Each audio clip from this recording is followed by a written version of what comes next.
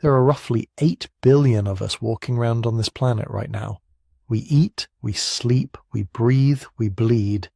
And when we bleed, almost all of us carry one of just 4 basic blood types: A, B, AB, or O. Maybe you know yours. Maybe you had it written on a card at some point, or a doctor mentioned it once, or you saw it on a form before surgery. If you do know it, hold that in the back of your mind for a moment, because here is the question that quietly sits underneath all of medicine, underneath evolutionary biology, underneath thousands of years of human history.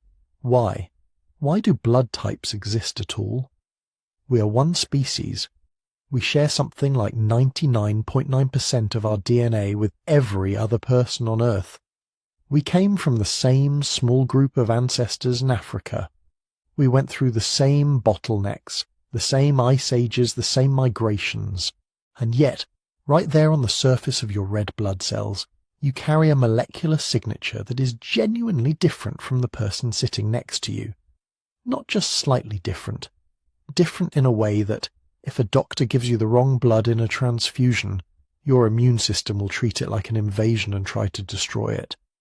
Different in a way that shaped which diseases your ancestors survived and which ones killed them. Different in a way that has been carried forward across hundreds of thousands of years of human evolution and is still sitting inside your veins right now. That is not a small thing. That is one of the stranger facts about being human, and most of us walk around never thinking about it for a single second. If you are listening to this to wind down, that's exactly why these episodes exist. So get comfortable. There is no rush here, and if you want to tell me where in the world you are and what time it is where you are, drop that in the comments. It is one of my favourite things. I open the comments and it is Mumbai at midnight, Melbourne at 3 in the morning, somewhere in Norway at breakfast time. All of you, all at once, listening to the same question about blood. I find that genuinely remarkable every time. And if you want to support what this channel does without seeing any ads and without any background music getting in the way, the best thing you can do is follow on Spotify. No ads, no music, just the voice and the story. The link is in the description below. Now, back to the blood. The mystery of blood types is actually 3 mysteries stacked on top of each other, and this episode is going to work through all 3 of them. The first is a medical mystery. For most of human history, if someone was bleeding to death, there was almost nothing a doctor could do. And then, about 120 years ago, a scientist in Vienna figured out that human blood came in different types, and that certain combinations were deadly, and others were safe. That discovery saved millions of lives and completely transformed surgery and emergency medicine. But it also raised a deeper question that the medical community could not answer at the time. Why are the types different? Why does this variation exist? That leads to the second mystery, which is evolutionary. Blood type differences are not random noise. They are ancient. The ABO blood group system is so old that it actually predates our species entirely. Chimpanzees have blood types. Gorillas have blood types.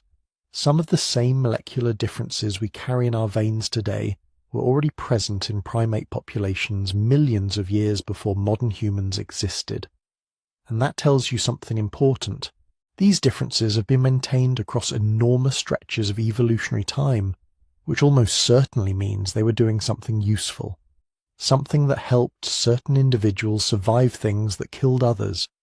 Disease is the most likely answer. Specific pathogens, things like malaria and cholera and smallpox, appear to interact with blood type in ways that gave some people a survival advantage. And over thousands of generations, those advantages quietly shape the distribution of blood types across different populations around the world. In some regions, type O dominates. In others, type E is far more common. That uneven map is not an accident. It is a record of which diseases swept through which places and who survived them. And then there is the third layer, which is the history of how humans have tried to understand all of this. Because the science of blood types did not arrive cleanly and all at once. It came in pieces, through mistakes and accidents and slow realizations. Doctors tried blood transfusions for centuries before they understood why some patients died and others lived. The Rh factor, the positive or negative part of your blood type, was only discovered in 1940, and its implications for pregnancy were not fully understood until even later. And running alongside the science, winding through it like a shadow, there is a whole other history of folklore and myth and cultural meaning that people attach to blood types, especially in Japan, where your blood type is still sometimes used to guess your personality the way other cultures use astrology. That part of the story is fascinating in its own right because it tells you something about how humans take a biological fact and make it into a story about who we are. So that is where we are going. Evolution, disease, and the history of medicine threaded through with ancient DNA and population genetics, and the occasional moment where a scientist discovered something so strange it took years for anyone else to believe it. But let's start with the simple version first, because before we can talk about why blood types exist, it helps to understand what a blood type actually is. What is physically happening on the surface of that red blood cell? What your immune system is reacting to, and why getting the wrong type in a transfusion is not just a bad outcome, but a biological emergency. Because here is the thing. When you look closely at what a blood type is at the molecular level, the whole mystery gets even stranger. These are not complicated structures. They are not deeply fundamental parts of how blood works. They are relatively simple molecules sitting on the outside of a cell like little flags. And for a long time, nobody could figure out why the body cared about them so intensely. Why the immune system had learned to treat an unfamiliar blood type as a threat it had never even encountered before. That does not make obvious sense. And the explanation, when it finally came together across decades of research, turns out to involve the immune system, the history of infection, and evolutionary pressures so old they reach back before our species had a name for itself. Somewhere in your body right now, on the surface of every red blood cell you have, there are molecules that mark you, that say something about where your ancestors came from, what diseases they survived, what evolutionary pressures shaped the people whose blood eventually became yours. You are carrying ancient biological history inside you without knowing it. Most of us never stop to think about it. But the story it tells, once you start pulling on the thread, turns out to be one of the longest and strangest in all of human biology. Let's start pulling. Your red blood cells are small, impossibly small. A single drop of blood contains somewhere around 5 million of them, and each one lives for roughly 120 days before your body breaks it down and makes a new one. They spend their entire short lives doing one thing, carrying oxygen from your lungs to your tissues and carbon dioxide back again. Simple, functional, unremarkable at first glance.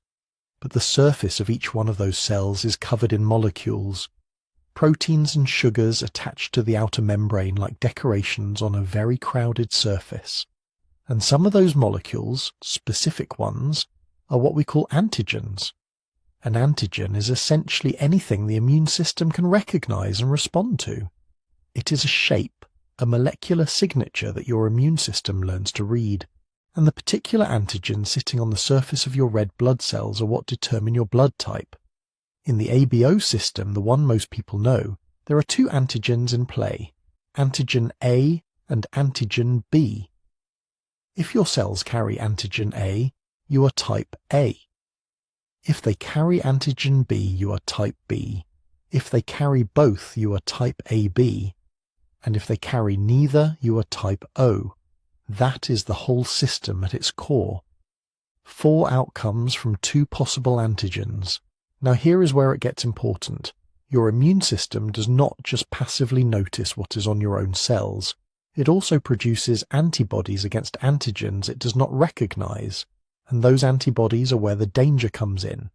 If you are type A, your immune system carries antibodies against antigen B, the one you do not have. If you are type B, you carry antibodies against antigen A. Type O carries antibodies against both. Type AB carries neither, because it recognizes both antigens as self and does not need to attack them. This is why mismatched blood in a transfusion is not just medically inconvenient.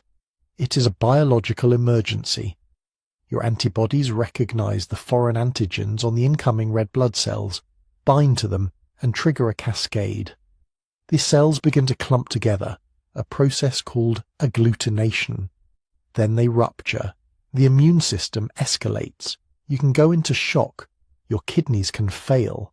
People have died from it, not because the wrong blood was toxic in any direct sense, but because the immune system treated it the way it treats an infection, with full force, and the collateral damage was catastrophic.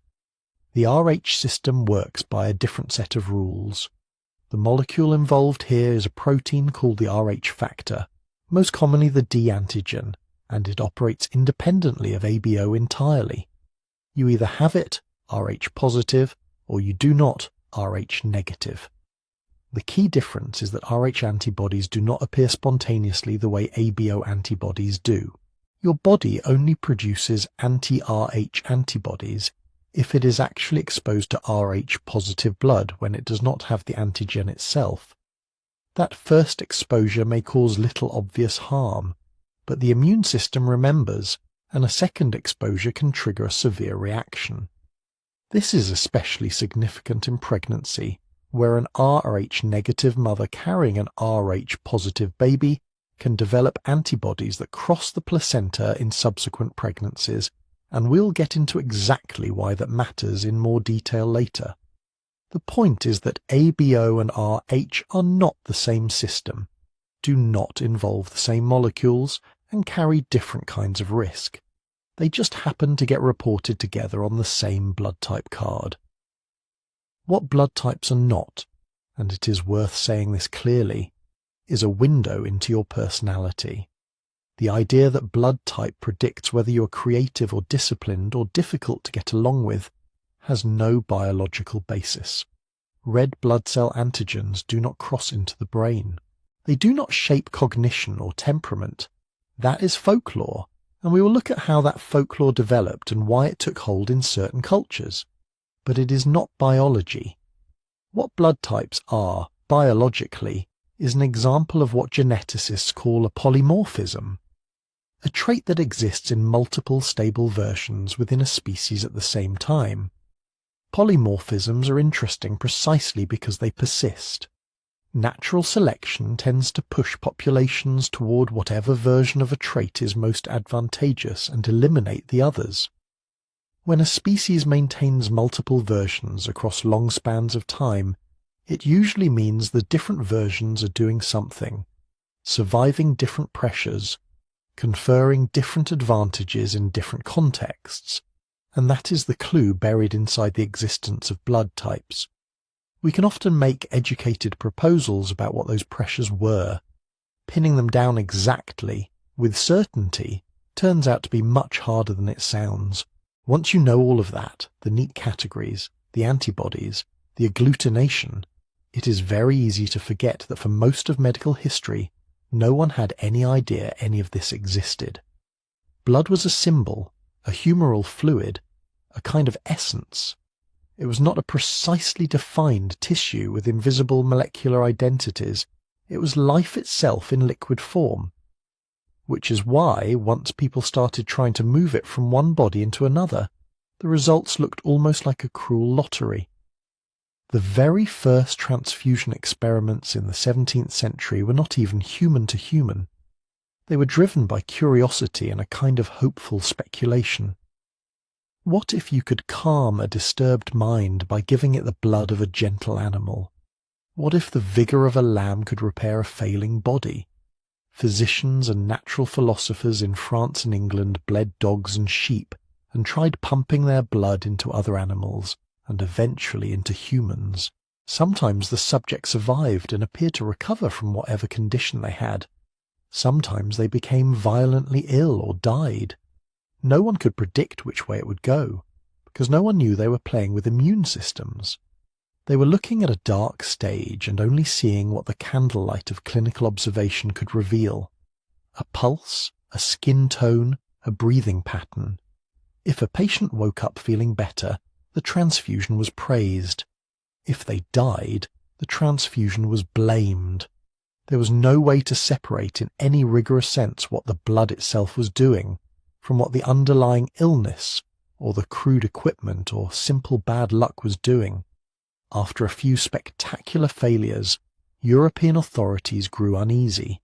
Transfusion trials were restricted or banned.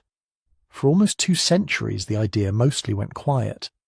Physicians kept bleeding patients the old-fashioned way, taking blood out rather than putting it in, because that fit their theories about balancing humours. If someone lost a dangerous amount of blood in childbirth or in an accident, there was not much anyone could do. You hoped the bleeding stopped. You waited. Sometimes the patient survived, often they did not. The problem was not that earlier doctors were careless. Many of them were meticulous observers. They kept careful notes. They agonized over every death. But all they could see were patterns on the surface. Some patients seemed to tolerate transfusions from certain donors better than others. Animal blood usually went badly, though not always immediately. Even human blood gave mixed results. 2 desperately anemic patients, same hospital, same doctor, apparently similar conditions. One received blood and recovered. The other received blood and went into convulsions, passed dark urine, developed fever and pain, and died within hours. To us, with our charts of AB, AB and O, this looks obvious in retrospect. Donor and recipient were probably incompatible. The recipient's antibodies attacked the transfused cells, clogged the kidneys, triggered shock. But to a 19th century physician there was no such framework. They might note that the blood seemed to disagree with the patient and move on, unsure whether the problem was the donor, the disease, the timing, or some intangible quality of the patient's constitution. And yet, underneath the confusion, patterns were slowly emerging. Surgeons operating before the era of modern transfusion knew that some families contained good givers, people whose blood seemed more likely to help than harm, though no one could say why. Midwives and obstetricians saw the same. A woman hemorrhaging after childbirth might be saved by blood from her sister but not from her husband. The outcome seemed almost superstitious, as if compatibility were a matter of fate or character. Clinical observation was ahead of understanding. Doctors could describe what was happening in excruciating detail. They could not explain it.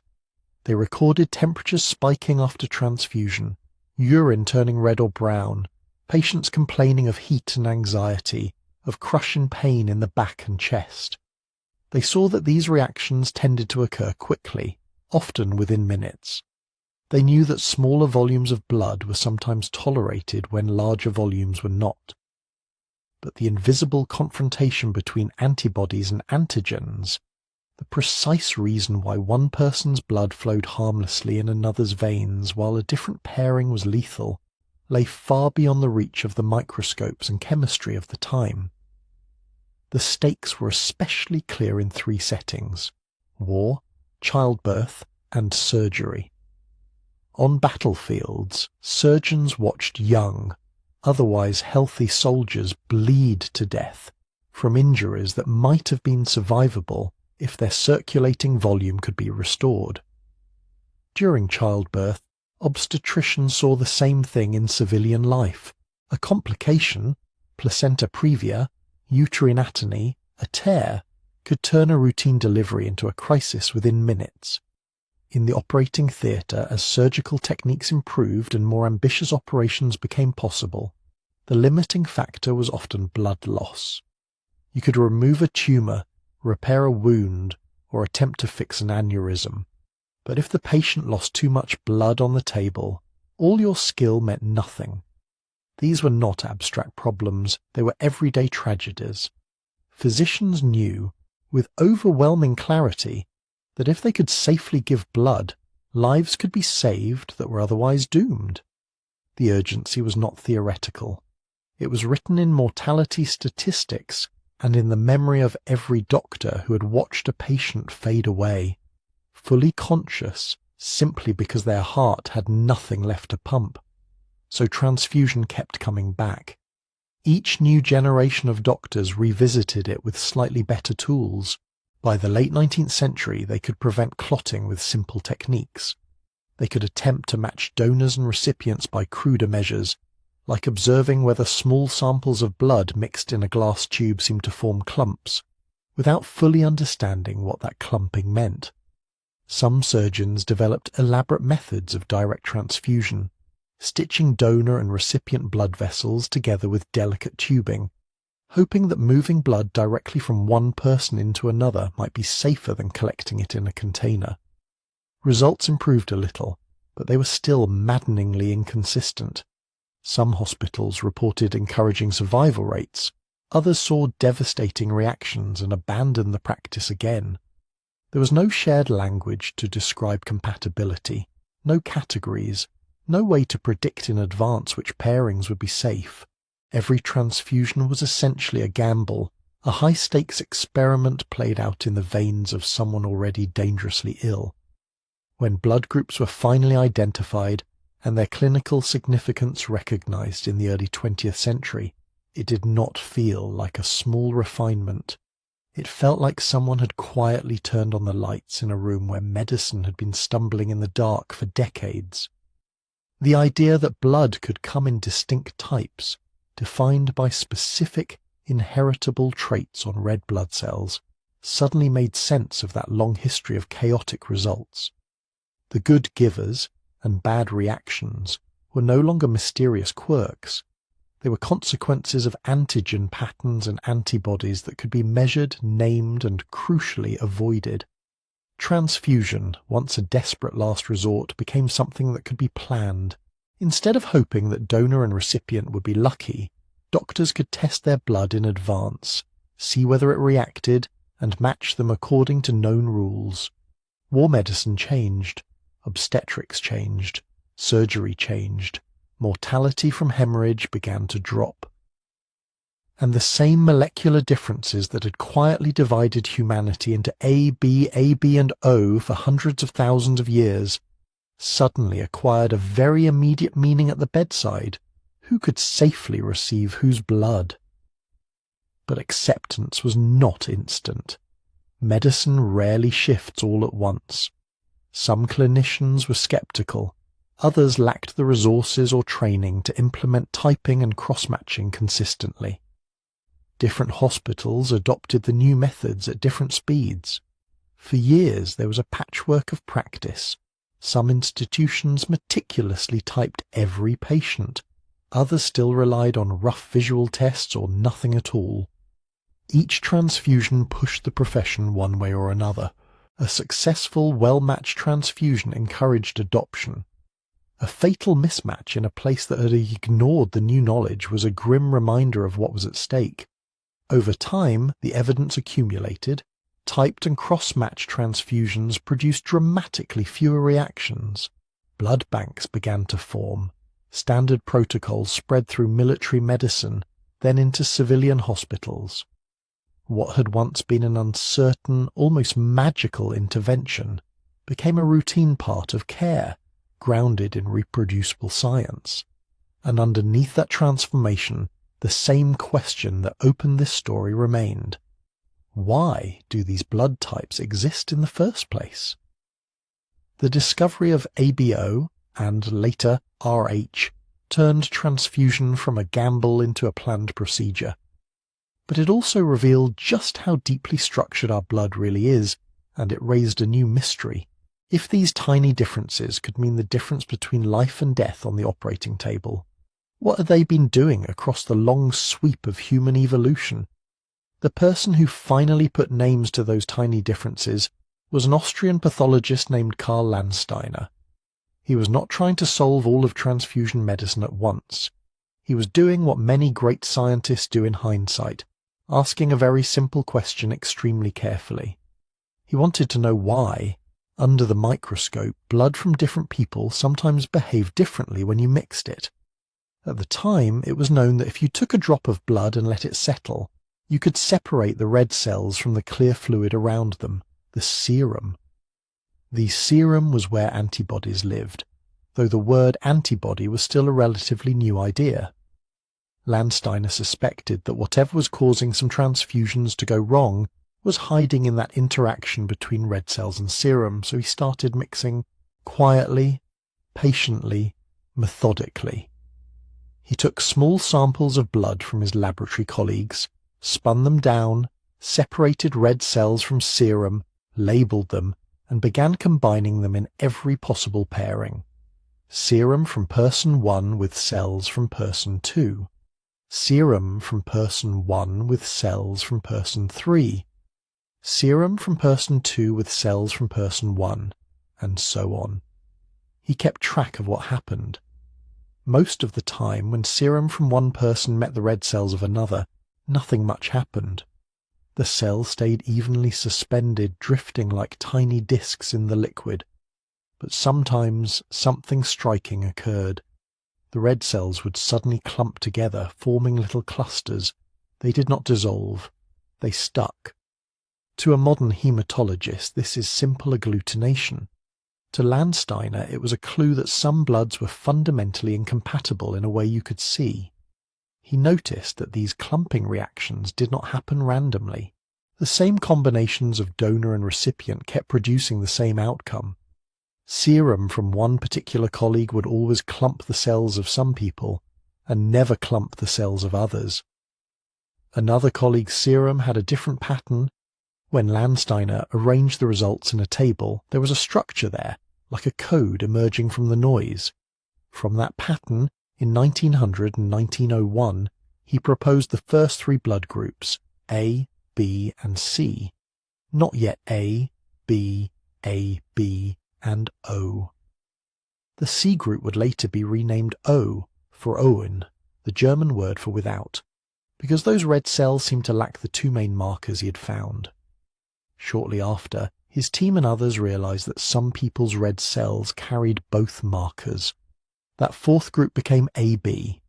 What Landsteiner had stumbled onto was both simple and profound. Some red cells carry one kind of sugar-decorated protein on their surface. Those were type A. Some carry a different kind. Those were type B. Some carry both, AB. Some carry neither O.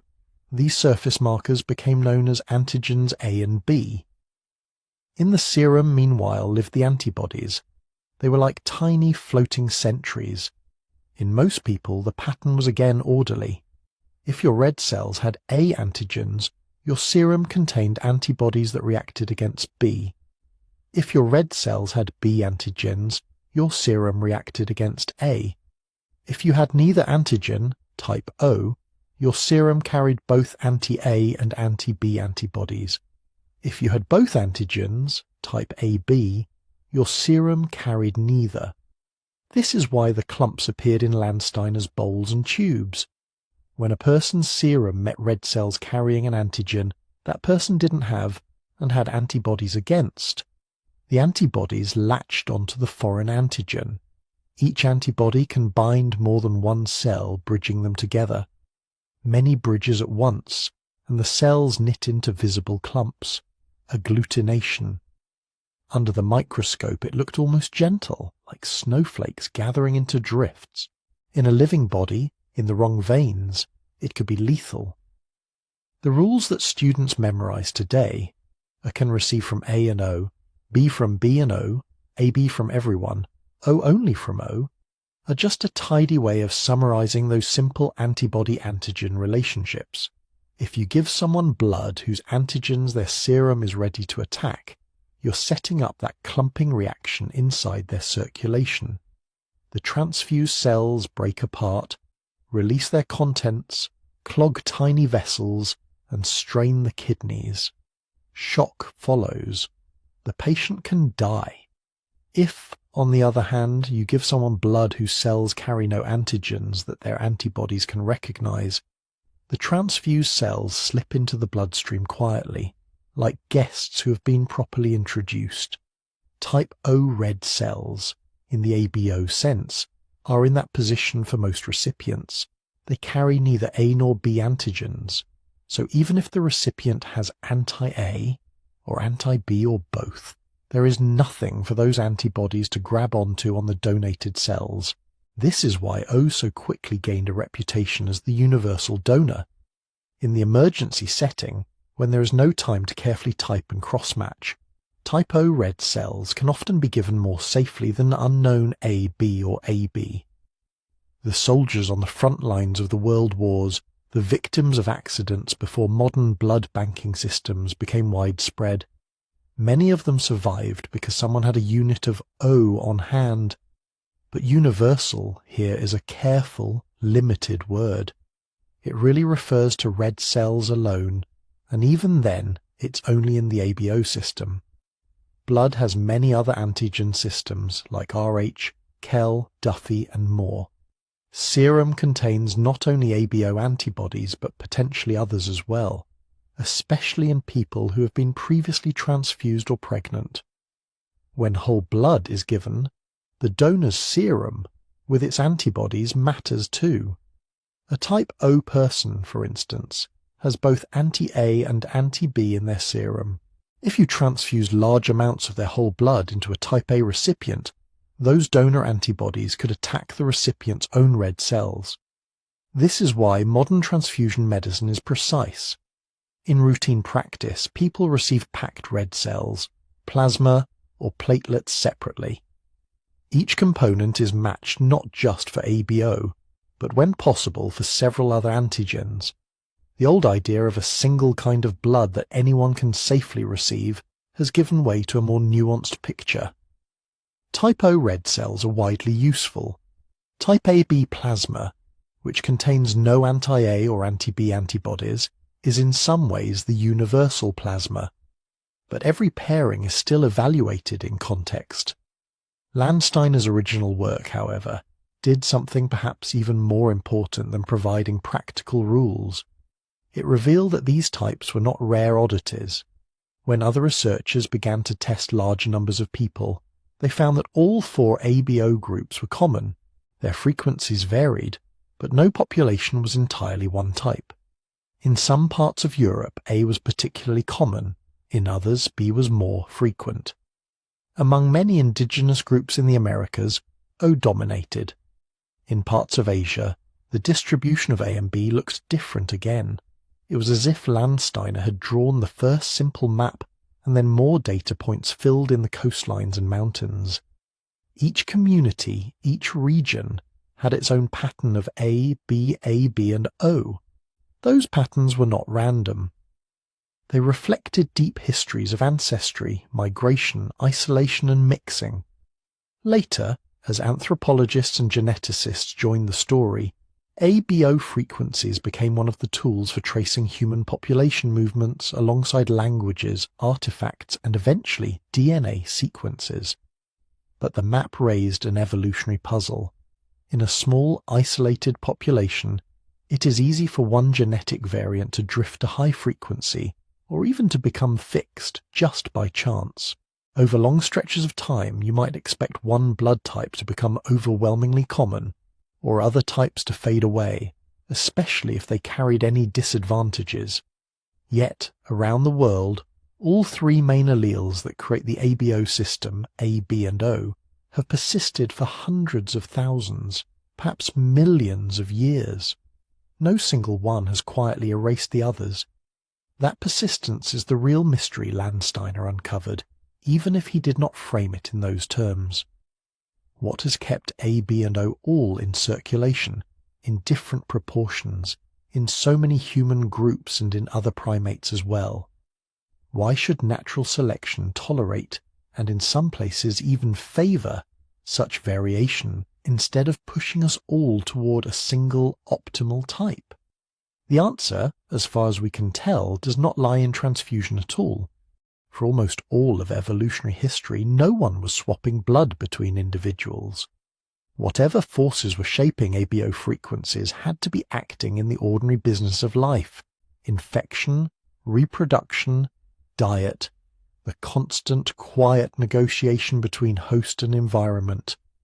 Once Landsteiner had shown that blood types were real, inheritable traits, the next step was to ask what they were for, if anything, beyond confusing early transfusionists. The clues to that deeper story begin with another discovery, made only a few decades later, on the surface of the very same red cells. The next clues came from a different set of tiny markers on the red cell surface, discovered in the 1940s. By then, scientists were used to the idea that ABO antigens mattered for transfusion, but patients were still having mysterious reactions even when the ABO match was perfect. Something else was hiding in the membrane of those cells, something Landsteiner had missed in his original work. This new system came to be called RH, after the rhesus macaque monkeys used in some of the early experiments. The name is a historical accident. The most important antigen in this system, the one people usually mean when they say Rh positive or Rh negative, is a particular protein called D. If your red cells have the D antigen, you're Rh positive. If they don't, you're Rh negative. This Rh-D protein is not a decorative sugar like A and B. It's a complex structure that sits in the red cell membrane and seems to be involved in how the cell handles certain ions, like ammonium. All modern humans have the Rh gene cluster, but different versions of the genes and sometimes large deletions determine whether the D antigen is actually present on the surface. From a transfusion perspective, the rule is simple enough. An Rh negative person has no D antigen. If they receive Rh positive blood, their immune system can recognize that D protein as foreign and over time make antibodies against it. Once they have those antibodies, anti-D, any future encounter with D-positive red cells can trigger a rapid and sometimes dangerous immune reaction. So, in modern blood banks, you match people for ABO and for Rh at a minimum. A person who is O negative, for example, lacks AB and D antigens. Their red cells can be given in emergencies to a wide range of recipients. But for evolution, and for the history of ordinary lives, the Rh story turned out to be most important, not in transfusion rooms, but in pregnancy.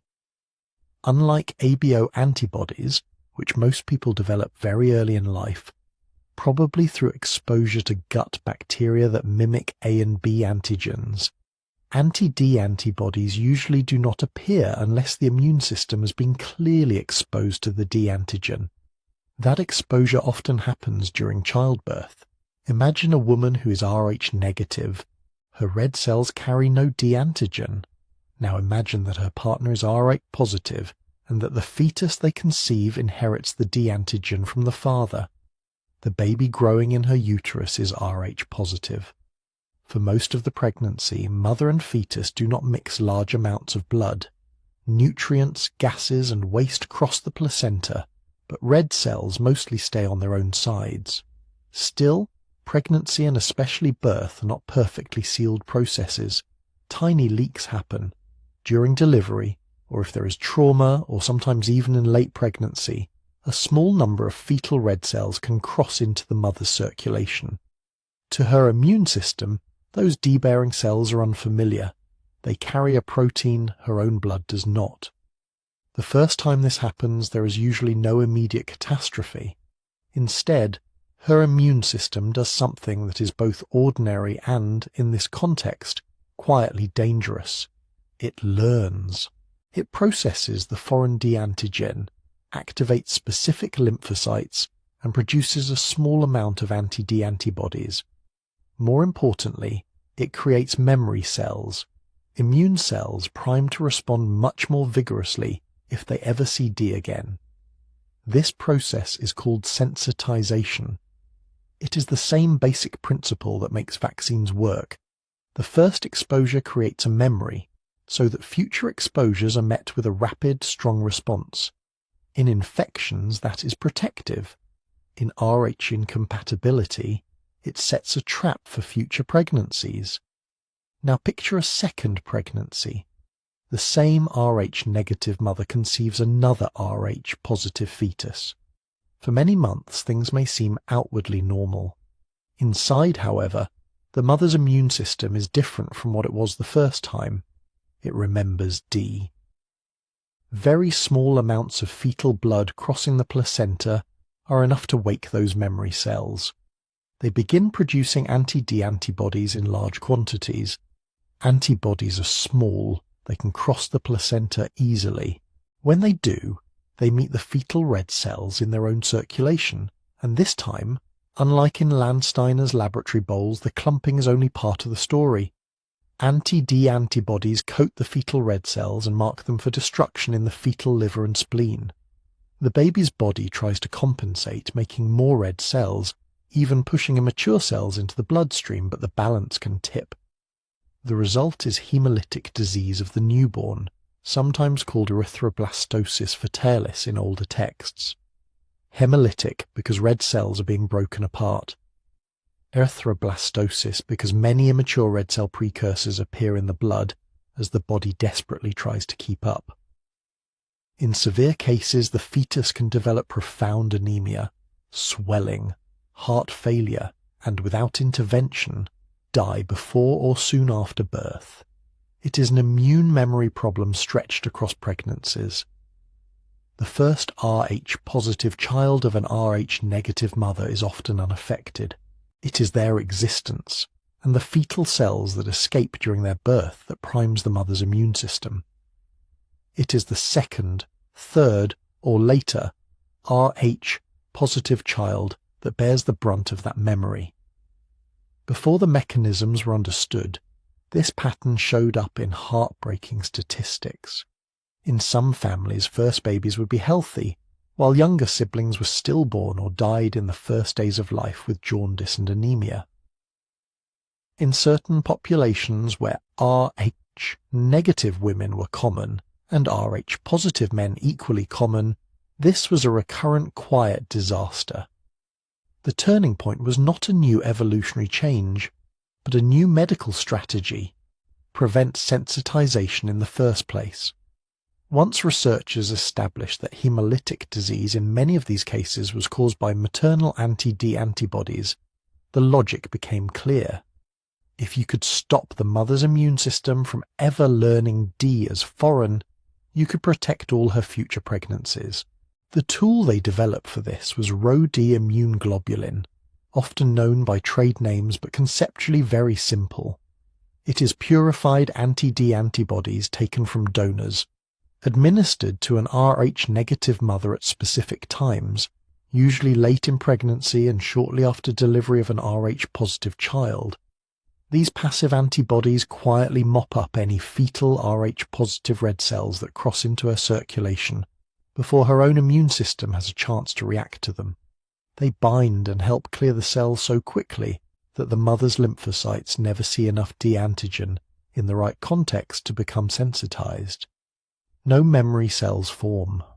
The mother remains immunologically naive to D, even though she has carried an Rh-positive baby.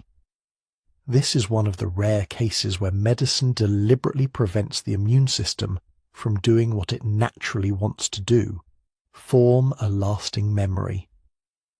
The effect on outcomes has been dramatic. In countries where routine Rh screening and Rho-D prophylaxis became standard in the late 20th century, severe Rh-mediated hemolytic disease of the newborn, once a major cause of infant death, became rare. When it does occur now, it is often in settings where screening and prophylaxis are not yet universal, or in complex cases involving other blood group antigens. All of this might make Rh-negative status sound like an inherently dangerous or unusual condition, but it is neither universal nor vanishingly rare. Its frequency varies with ancestry. In parts of Europe, especially the Northwest, Rh-negative individuals can make up around 15% of the population. In much of East Asia and Africa, the proportion is much lower. Among some indigenous American groups, it is extremely rare. These differences almost certainly reflect population history, founder effects, drift, and past selection, rather than any mystical property. Art negative is simply one of the common variants that emerged and persisted as human groups moved, split, and rejoined. In small ancestral populations, chance events could increase or decrease its frequency. If there were any advantage or disadvantage associated with Rh status in particular environments, perhaps through subtle effects on infection risk or reproduction, those pressures would have acted slowly over many generations. The modern pattern is the outcome of that long, complicated history, not the fingerprint of a single dramatic event. What the Rh story does underline is that blood types matter in more domains than we might first assume. EBO differences influence transfusion compatibility and may shape how certain infections interact with the body. Rh differences can turn one pregnancy into the immunological prelude to the next. The markers on our red cells are not just passive labels. They participate in the ongoing dialogue between immune system, reproduction, and survival. As we look more closely at these systems, a broader pattern emerges. Variation in blood groups has been preserved not just because of accidents of history, but because in different times and places, different variants can be useful, or at least not harmful enough to disappear. To understand why A, B, O, and the Rh types have all lasted so long, we have to look beyond transfusion rooms and maternity wards, out into the wider environment where the fiercest, most ancient pressures on red blood cells still come from. Parasites, particularly the ones that live in blood. So far we've been talking as if blood types are just there, like fixed labels stamped onto humanity. But in evolution, just there is rarely the whole story. Traits that cost the body energy, that can trigger fatal transfusion reactions or pregnancy complications, don't generally stick around for hundreds of thousands of years by accident. If there were one obviously best blood type in every environment, natural selection would have pushed us all in that direction long ago. Yet when researchers look at human populations, they keep seeing the same thing. Multiple blood group variants at substantial frequencies in almost every region that's been well studied, not just for ABO and Rh, but for dozens of other systems too. In evolutionary biology, that kind of persistent variation has a name. It's called a polymorphism. And the fact that it persists, generation after generation, begs a deeper question. Why hasn't evolution simply picked a winner and erased the rest? One of the main answers biologists have arrived at is something called balancing selection. Instead of a single best variant sweeping to dominance, the environment and the rules of survival work together in a way that keeps several variants in play. No single type is consistently superior in all circumstances. Sometimes one version does better, sometimes another, and over long stretches of time that tug-of-war can hold multiple types in a kind of dynamic equilibrium. There are a few different ways balancing selection can work. One of the most intuitive is known as frequency-dependent selection. In this scenario, the advantage of a particular trait doesn't just depend on what the environment is like. It also depends on how common that trait is in the population.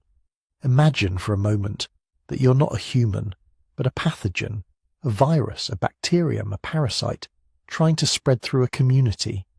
You encounter red blood cells with certain surface patterns again and again. Over generations you adapt to those patterns. Your attachment proteins shape themselves by trial and error to match the most common antigens, the ones you see most often. In that setting, hosts with the common blood type become easier targets simply because you've spent more evolutionary time solving the problem of how to infect them. Now picture a person whose red cells carry a less common antigen pattern, some variant you rarely meet. Suddenly, your finely tuned machinery doesn't work quite as well. Maybe you can still infect them, but you do it less efficiently. Maybe you can't attach at all. To that rare host, your specialization becomes their advantage. They are, at least for a while, slightly harder to exploit. But the story doesn't stop there. Because their advantage is tied to being rare, If that blood type begins to spread and becomes more common, pathogens will start seeing it more frequently. Over time, they adapt to it too. The advantage erodes. Being common becomes a liability. Being rare becomes, once again, a refuge. The result is a moving balance point, where no single type ever quite takes over, because as it rises, the forces that push it back down get stronger. There are classic examples of frequency-dependent selection in nature. Colormorphs in fish that sneak past guards, left and right-mouthed predators that attack from different sides, floral variants that trick pollinators. But something similar can plausibly happen with immune system markers and blood group antigens. Pathogens and hosts are locked in an arms race. Any time one side gains a stable, predictable pattern, the other side can exploit it. Diversity from the host's perspective is a moving target. A related mechanism that can help maintain polymorphisms is heterozygote advantage. Instead of rare individuals being favored simply because they are rare, this is a case where individuals who carry two different versions of a gene do better than individuals who carry two copies of the same version. The most famous example does not involve blood types at all.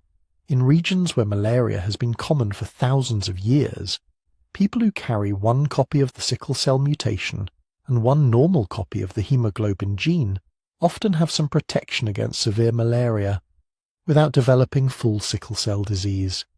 In that context, being a mixed genotype is better than either extreme.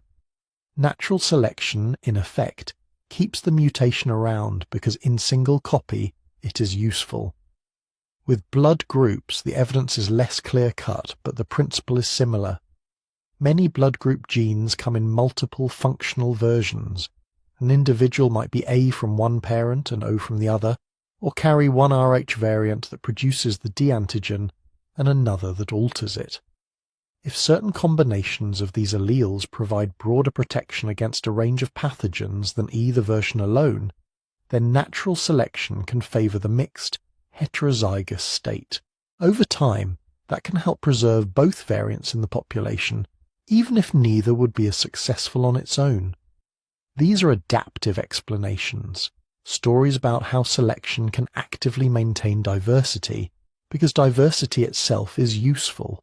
But evolution has another side to it, one that operates without regard to usefulness at all.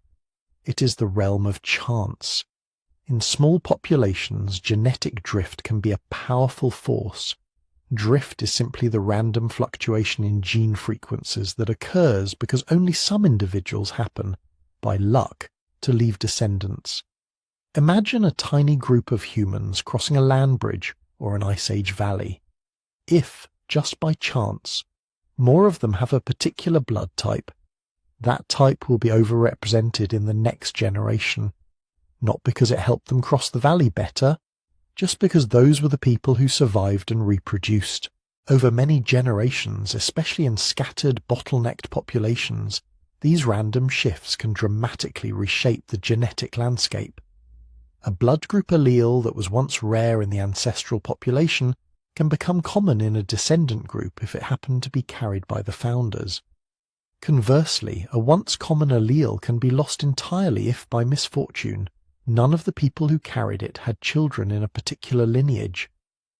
This is what geneticists mean by founder effects, the lasting imprint of those first few individuals who started a population in a new place.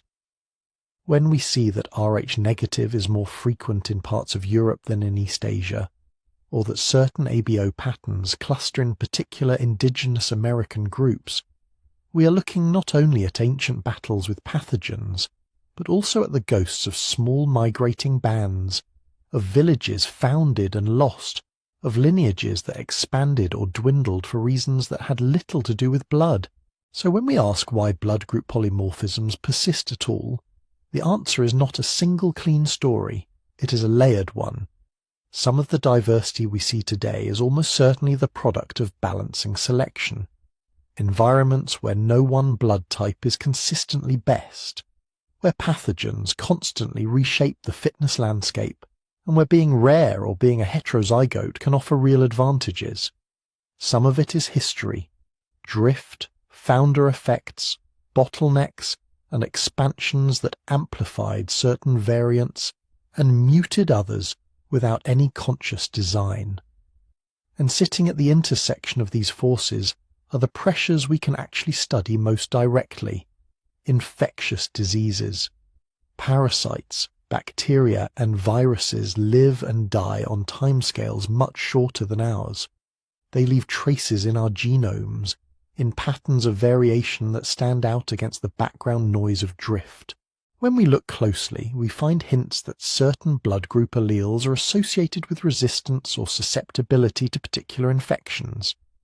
We can see, in the distribution of those alleles, shadows of past epidemics and local disease ecologies. Among all the pressures that could have shaped blood group diversity, diet, reproduction, climate, pathogens turn out to be some of the most powerful and testable. They attack the very cells that carry these antigens. They interact directly with the immune system that reads those molecular signatures. In the next part of this story, we'll follow them into the bloodstream, to one of the most relentless and ancient enemies of human survival, and to a region of the world where your blood type could mean the difference between life and death. To understand why blood traits are such a favourite target of natural selection, it helps to start with what malaria actually is trying to do. The parasite that causes the most deadly form of human malaria, Plasmodium falciparum, has a very specific lifestyle. It doesn't just float around in the blood at random. After entering the body through a mosquito bite and spending a brief phase in the liver, it moves into red blood cells and turns them into tiny parasite factories. Red blood cells are tempting targets. They are abundant, simple, and lack nuclei. They don't present antigens to the immune system the way many other cells do. Once inside, the parasite can hide, reproduce, and then burst out in synchronized waves, infecting new cells. Those waves are what drive the fevers and chills that have haunted human populations for tens of thousands of years. But the parasite doesn't just sit quietly inside the cell. It remodels the red blood cell's surface, sending its own proteins up to the membrane. These altered surfaces make infected cells sticky. They cling to the walls of tiny blood vessels in the brain, the placenta, and other organs. This sequestration keeps them from being filtered out by the spleen, but it also creates blockages, inflammation, and sometimes catastrophic damage. If you are a parasite, this is an elegant strategy. If you are a human, it is a disaster. And it creates an obvious arena for natural selection. Anything that changes the red blood cell surface, or the way those cells behave in capillaries, has the potential to influence how well the parasite can invade, hide, or stick. That is why so many of the clearest examples of recent human evolution involve red blood cell traits in malarial regions. But here, we have to be careful. Not all of those traits have much to do with ABO or H. Some of the best documented malaria-related variants are almost household names. The sickle cell mutation, which alters the structure of hemoglobin, is one. People who inherit 2 copies of the mutation often develop sickle cell disease, a serious and painful condition. But people who inherit just 1 copy, in many African populations, have a measurable reduction in the risk of severe malaria. Their red blood cells are just off enough under low oxygen conditions to interfere with the parasite's life cycle. Another example is the Duffy blood group, a different system from ABO or RH. In much of West and Central Africa, a particular version of the Duffy gene leads to red cells that don't express the Duffy antigen on their surface. One species of malaria parasite, Plasmodium vivax, uses that antigen as a doorway. In people with the Duffy negative type, that doorway is essentially gone, and infection becomes much harder. The very high frequency of Duffy negative in these regions looks like a textbook case of intense selection by malaria. There are others: thalassemias, glucose 6-phosphate dehydrogenase deficiency, and more subtle changes in red blood cell shape and metabolism. Collectively, they paint a clear picture. Malaria has been one of the dominant selective pressures on human blood physiology. Where does ABO fit into this? The ABO system changes the sugar structures displayed on the surfaces of red blood cells and some other tissues. Those sugar patterns, the A and B antigens, can be recognized by antibodies, and they can also be recognized by pathogens. It is reasonable to ask whether malaria parasites see and respond to those patterns. The evidence here is more nuanced than in the Duffy or sickle cell stories. Many studies, especially in parts of Africa and Asia where falciparum malaria has been intense, have tried to see whether certain ABO types are overrepresented among severe cases. Some, though not all, have found that people with blood group O appear to have a lower risk of the most dangerous forms of falciparum malaria, such as cerebral malaria and severe anemia, compared to people with A or AB. One proposed mechanism involves those sticky red blood cells. When falciparum parasites remodel the red cell surface, they can make infected cells stick to each other as well as to blood vessel walls. In the lab, red cells from non-O individuals tend to form tighter clusters, or rosettes, around infected cells than O cells do. Larger, stronger rosettes are thought to clog vessels more easily, potentially contributing to severe disease.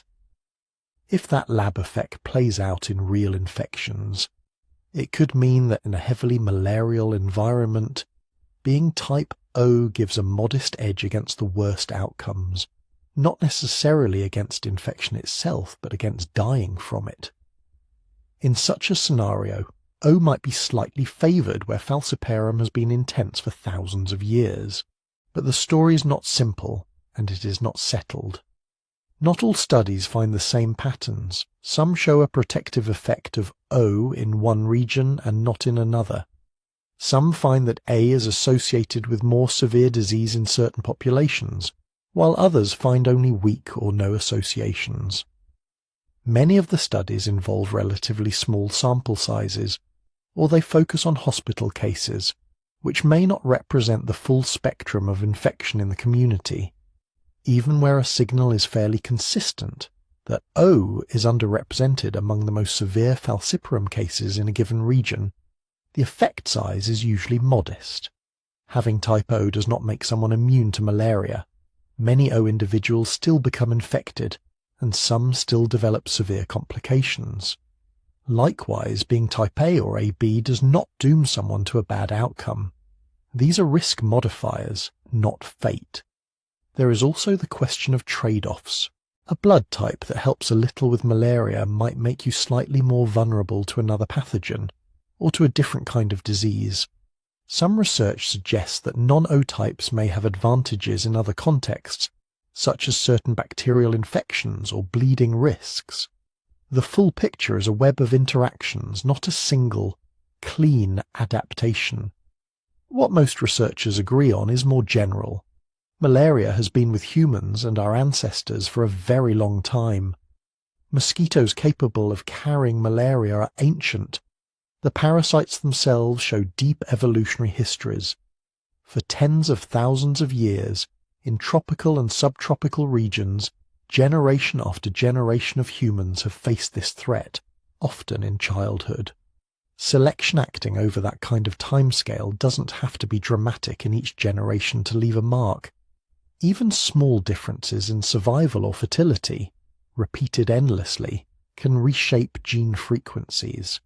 That is likely what happened with sickle cell and Duffy. It is plausible that more subtle shifts involving ABO or other blood group systems also accumulated in certain regions, and this is where malaria intersects with the broader theme of polymorphism. If the parasite environment changes from place to place, different mosquito species, different plasmodium strains, different transmission intensities, and if various blood traits each confer small, context-dependent advantages or disadvantages, then no single best blood type will win everywhere. Instead, different combinations will be favoured in different settings. Add in genetic drift, founder effects, and other diseases that pull in opposite directions, and you get what we actually see: a patchwork of blood group frequencies, shaped by overlapping histories. So when we talk about malaria and blood types, it is tempting to reach for simple slogans.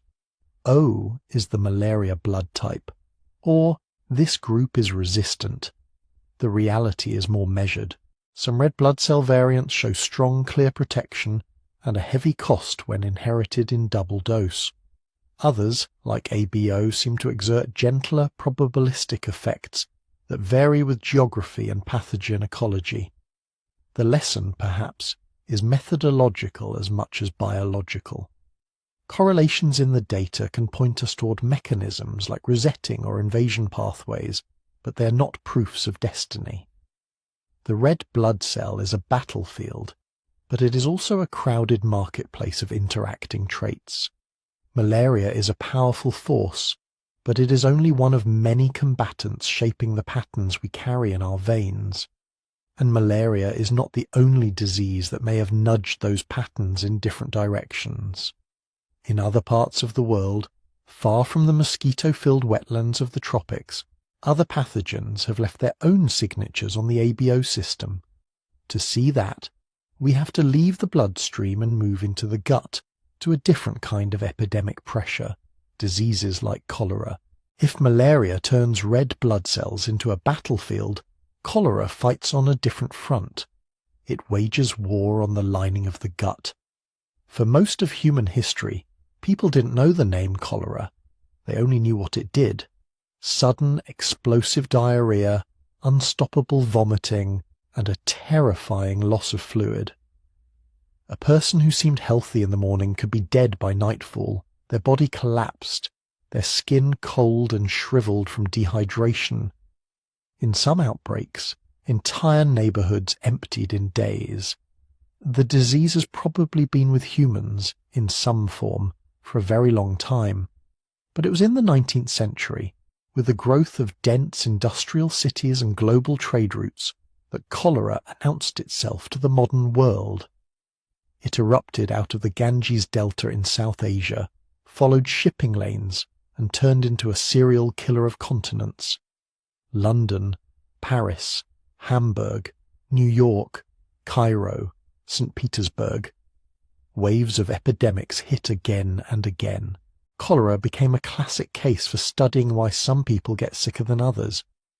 In the packed wards and makeshift hospitals of those epidemics, doctors could see that not everyone exposed to the disease died.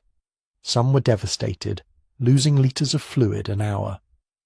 Others had milder illness, or none at all, even when they lived in the same crowded houses, drank the same contaminated water, and cared for the same patients. This unequal suffering raised an obvious question. Was there something intrinsic about the person, some hidden trait, that shaped how hard cholera hit?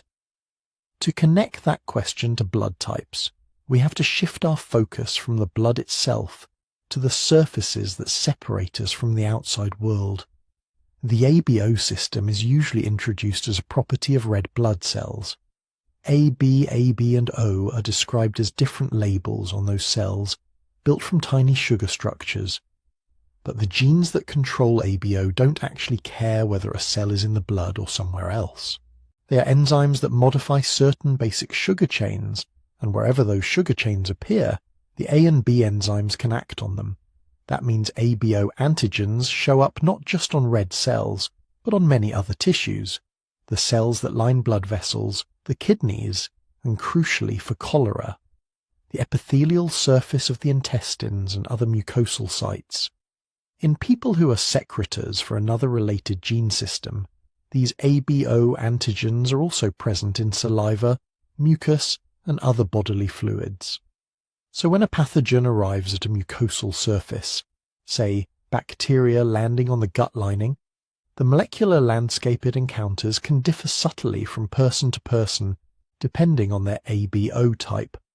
The same base structure may be decorated with an A sugar, a B sugar, both, or left plain, as in type O. Cholera, caused by the bacterium Vibrio cholerae, is especially relevant here because it is not usually the sheer number of bacteria that kills, it is the toxin they produce. Cholera toxin latches onto receptors on the surface of intestinal cells, gets taken inside, and then flips on a molecular switch that drives massive secretion of water and electrolytes into the gut. The intestine, which usually reclaims water, suddenly becomes a fire hose. If tiny differences in the sugars and proteins on those intestinal cells influence how well the toxin can bind, they might influence how far that disastrous process runs. In the late 20th century, as blood typing became routine and cholera remained endemic in parts of South Asia and elsewhere, researchers started to look closely at whether ABO type correlated with disease severity.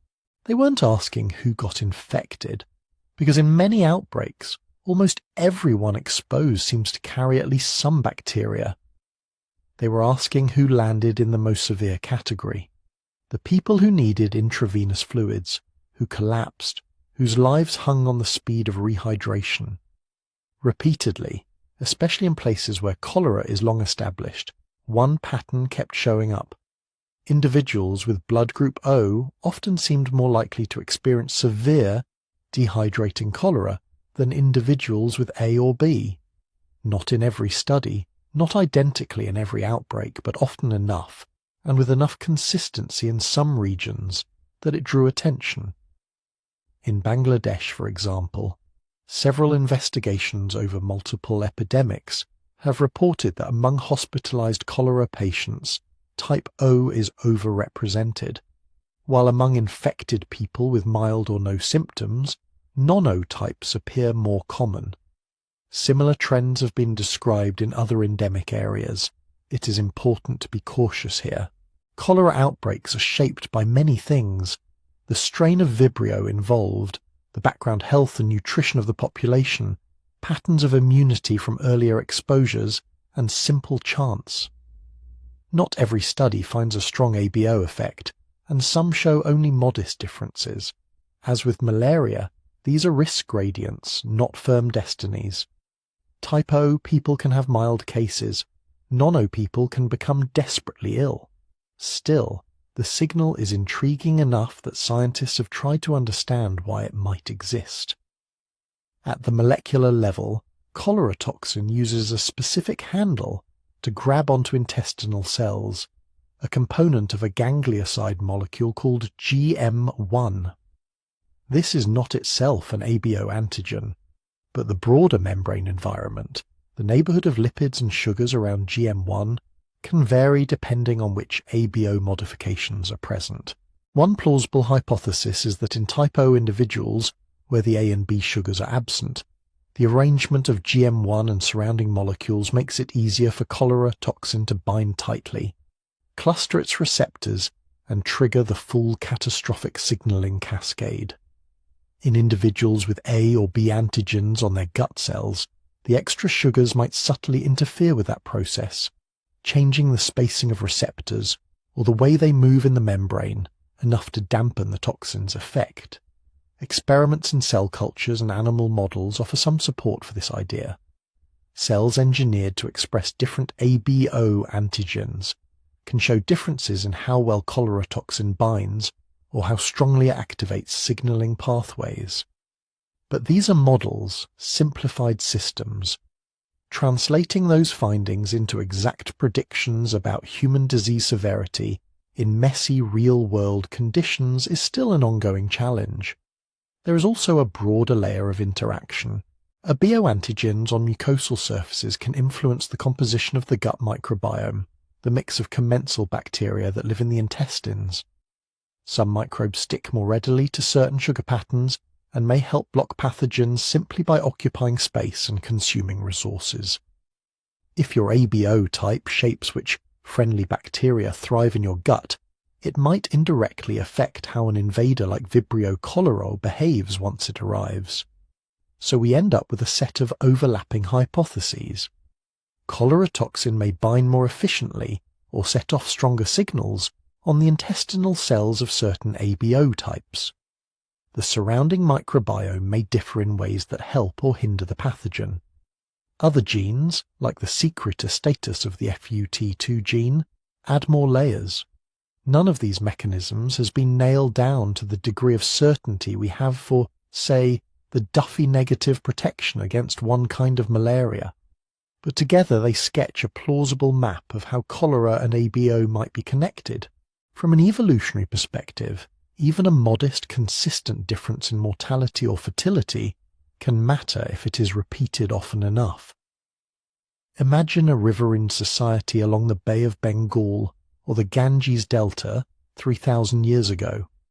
Every few decades, when the monsoon is bad, the water system is contaminated and sanitation collapses, a cholera-like outbreak sweeps through. Children, the elderly pregnant women are especially vulnerable. Among them, perhaps, type O individuals are slightly more likely to die or lose pregnancies when infected than their neighbours with type A or B. Now run that scenario not just once, but hundreds of times across centuries. Each outbreak nudges the ABO frequencies a tiny bit. Non-O types gain a slight edge in survival and reproduction in that specific environment. In other regions, where cholera is rare but malaria is intense, the balance might tilt the other way. Type O's potential advantages with severe falciparum disease could matter more than its possible disadvantages with gut infections. When geneticists look at global maps of ABO frequencies, they see patchworks that do not line up with any single disease, climate, or culture. Instead, they likely reflect the cumulative effect of many pressures. Cholera in some places and times, malaria in others, typhoid here, smallpox there, plus drift, migration, and chance. Cholera's role in that story is still being pieced together. The evidence that it has seen the ABO system and may have pushed on it is suggestive but not definitive. The mechanisms that link tiny sugar groups on intestinal cells to the violence of an epidemic are still being refined. But the broader lesson is quietly unsettling. The difference between type O and type A, between one sugar decoration and another, feels vanishingly small at the scale of a molecule. Yet in the middle of a 19th century slum or a modern refugee camp with contaminated water, that tiny variation might change how long you have to reach clean fluids, how likely you are to survive the night. And cholera is only one example. Other pathogens, some infamous and some now largely forgotten, may also have exploited our blood group chemistry in their own ways, leaving their fingerprints on the distribution of A, B, and O. To follow those traces, we have to step out of the gut and into the history of some of the world's most feared infections: smallpox, plague, and the many other epidemics that have tested the resilience of our blood. When historians list the great killers of the last few thousand years, cholera is only one line in a grim catalogue. Smallpox, plague, typhoid, influenza, measles, tuberculosis. Again and again, new or newly empowered pathogens have swept through human populations, reshaping societies and leaving demographic scars that can still be seen in records, ruins, and sometimes in our genes. From the perspective of a geneticist, each of these episodes is not just a tragedy. It is also, coldly, a selection event. Whenever a disease is common enough, deadly enough, and persistent enough, it has the potential to favour some genetic variants over others. Not in a simple, conscious way, but through the brutal arithmetic of survival and reproduction. If people with a particular variant are just a little less likely to die young, or a little more likely to have surviving children, that variant can slowly rise in frequency over generations. This is why researchers keep turning back to blood groups when they think about historical epidemics. The ABO system and related blood group genes are easy to type, vary dramatically across populations, and sit right at the interface between our cells and the microbes that try to exploit them. If any part of our genome has been pushed around by repeated waves of infectious disease, ABO is a prime candidate. One of the most intensively studied suspects in this story is smallpox. For at least 1,000 years, and probably longer, smallpox was one of humanity's most reliable executioners. In some societies, it killed 1 in 3 children who caught it. Those who survived often carried deep, pitted scars and sometimes blindness for the rest of their lives. In the era before vaccination, few people reached adulthood without encountering it, directly or indirectly. Unfortunately for scientists trying to reconstruct its evolutionary impact, the virus that caused classical smallpox, variola major, is now gone from the wild. It was eradicated in the late 20th century by vaccination campaigns, and surviving samples are locked away in high-security labs. That means we cannot run large, modern, case-control studies the way we might for cholera, malaria, or COVID-19. Instead, researchers have had to be creative. They use a mixture of old medical records, data from related pox viruses, historical descriptions of outbreaks, and statistical patterns in modern blood group distributions. As early as the mid-20th century, some physicians noticed hints that blood type might influence how people responded to smallpox vaccination, or to natural infection. A few early studies suggested that individuals with type A might develop more severe skin reactions to certain pox viruses, while those with type O or B had milder courses. Others reported different or weaker trends, or none at all.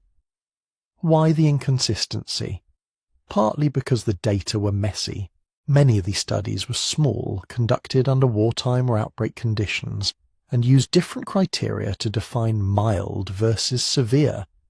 They often lacked detailed information on age, nutrition, prior immunity, and co-infections, factors that can heavily shape how any infection plays out.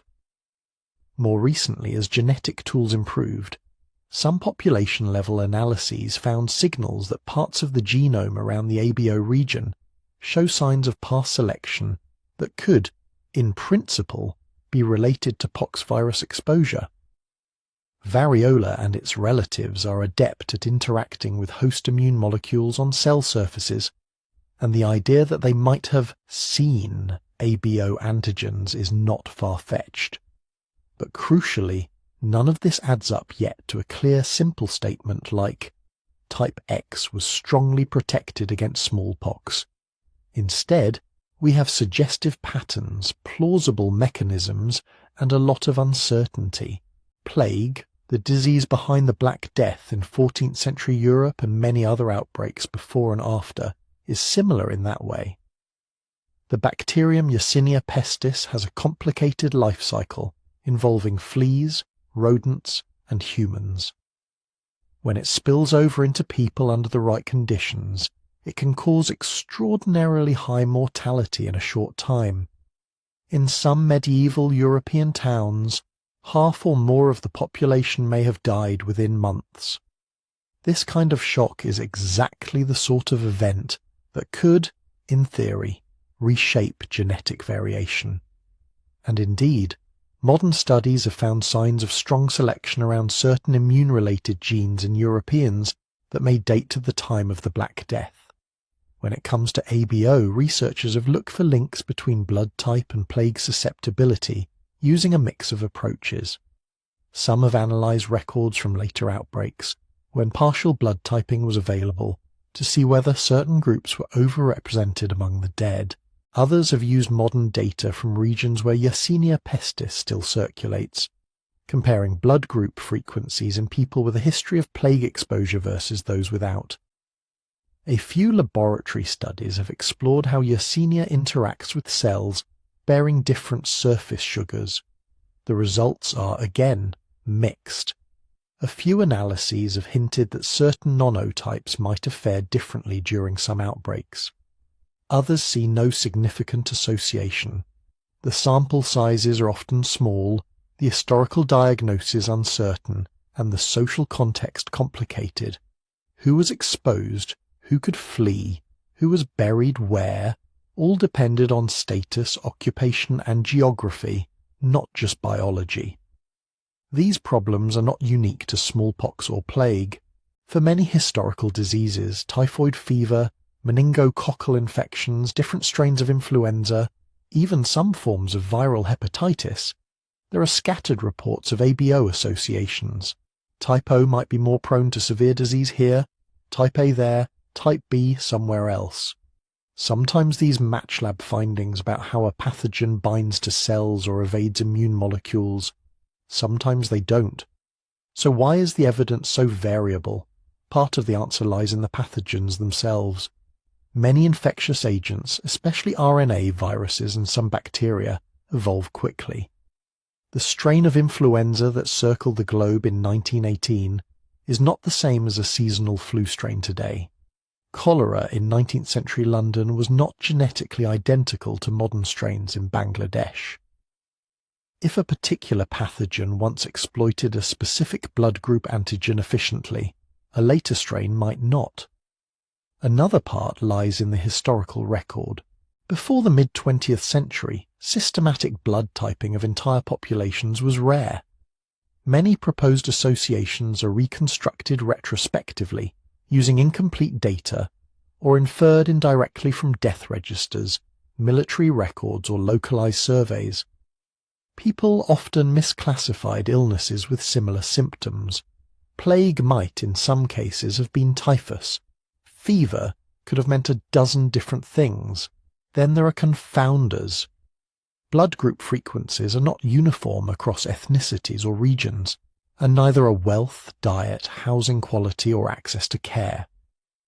If type B is more common in a community that also happens to live in crowded tenements next to contaminated water, it may look more susceptible in crude statistics, even if the real driver is environment, not ABO chemistry.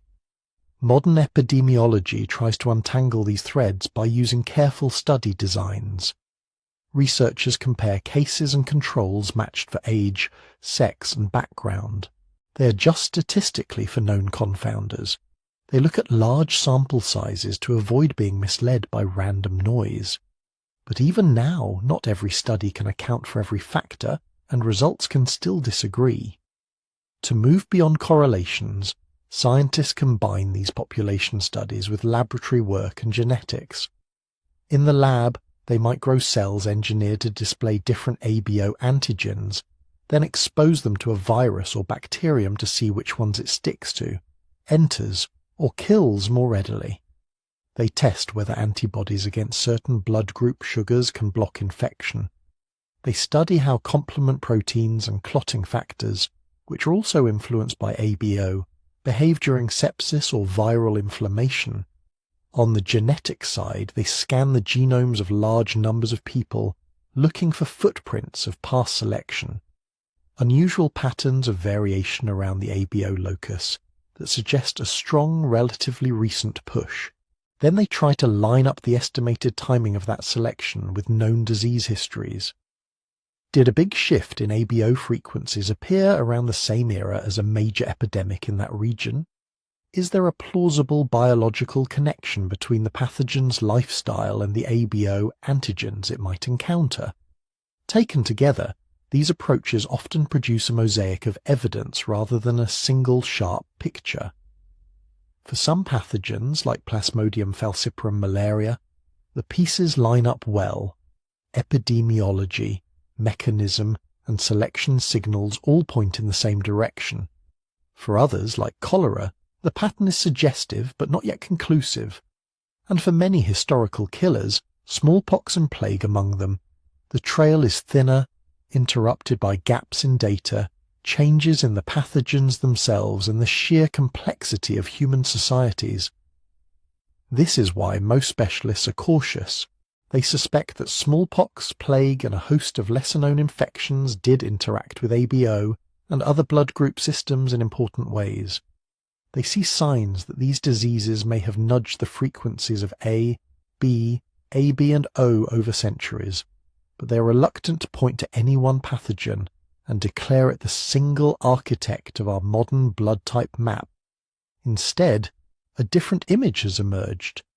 Imagine the last 10,000 years not as a single battlefield with one dominant enemy, but as a long series of overlapping campaigns. In one region and century, smallpox burns hottest, and any tiny advantage against it matters. In another, plague flares repeatedly from rodent reservoirs. Elsewhere, cholera, typhoid and dysentery thrive in crowded river towns, while in yet another zone, malaria remains the primary killer of children.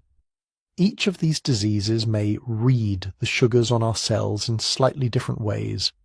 Some may find type O easier to exploit. Others may struggle more with type B or AB. A few may be largely indifferent to ABO but care deeply about other blood group systems or immune genes. Meanwhile, migrations, bottlenecks, and simple chance shuffle the deck of alleles as people move, mix, and sometimes vanish. The result is the patchwork we see today: high B frequencies in parts of Asia, high O frequencies in the Americas, diverse mixes across Africa and Europe. Not the fingerprint of one pathogen, but of many, a mosaic of selective pressures layered on top of demographic history. When we look at that mosaic, we can sometimes pick out individual tiles, malaria here, cholera there. For smallpox, plague, and other historic horrors, the tiles are more faded, the outlines blurrier.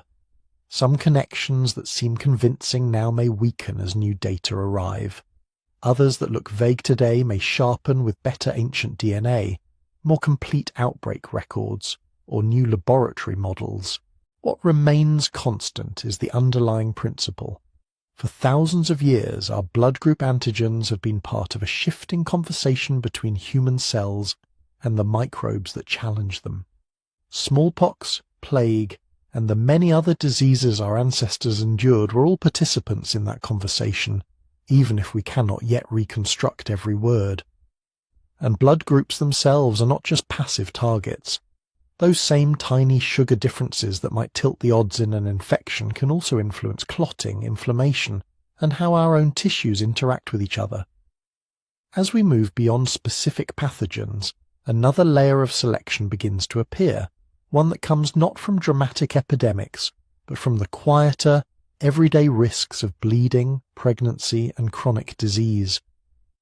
When scientists talk about disease pressures, it's easy to picture only the obvious villains: microbes, parasites, waves of infection sweeping through a village, but the body itself can be an unforgiving environment. Every day, without any help from bacteria or viruses, your blood has to perform a series of delicate balancing acts.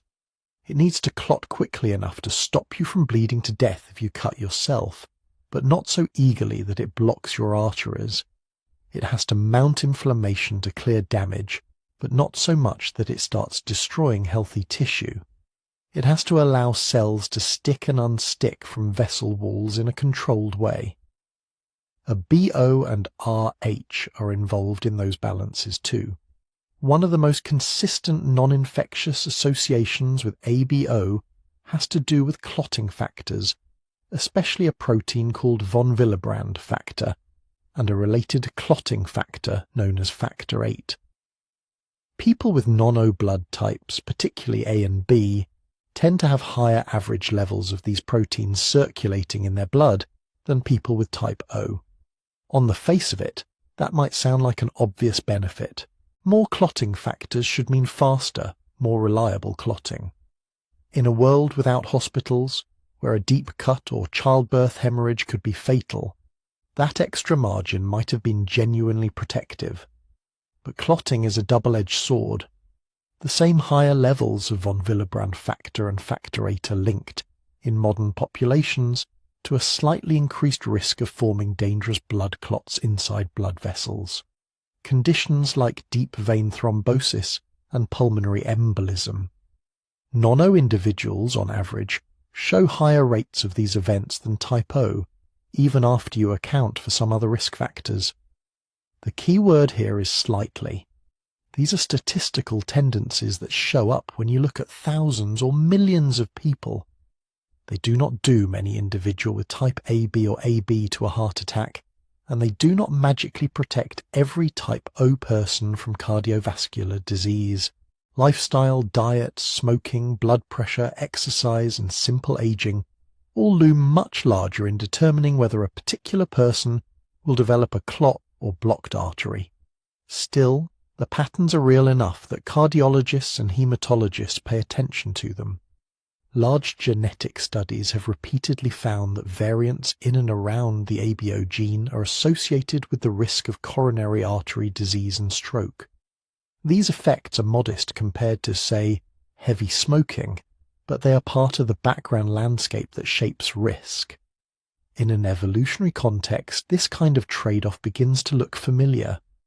Imagine an environment where people frequently suffer traumatic injuries from hunting, falling, or childbirth, and where medical help is essentially non-existent.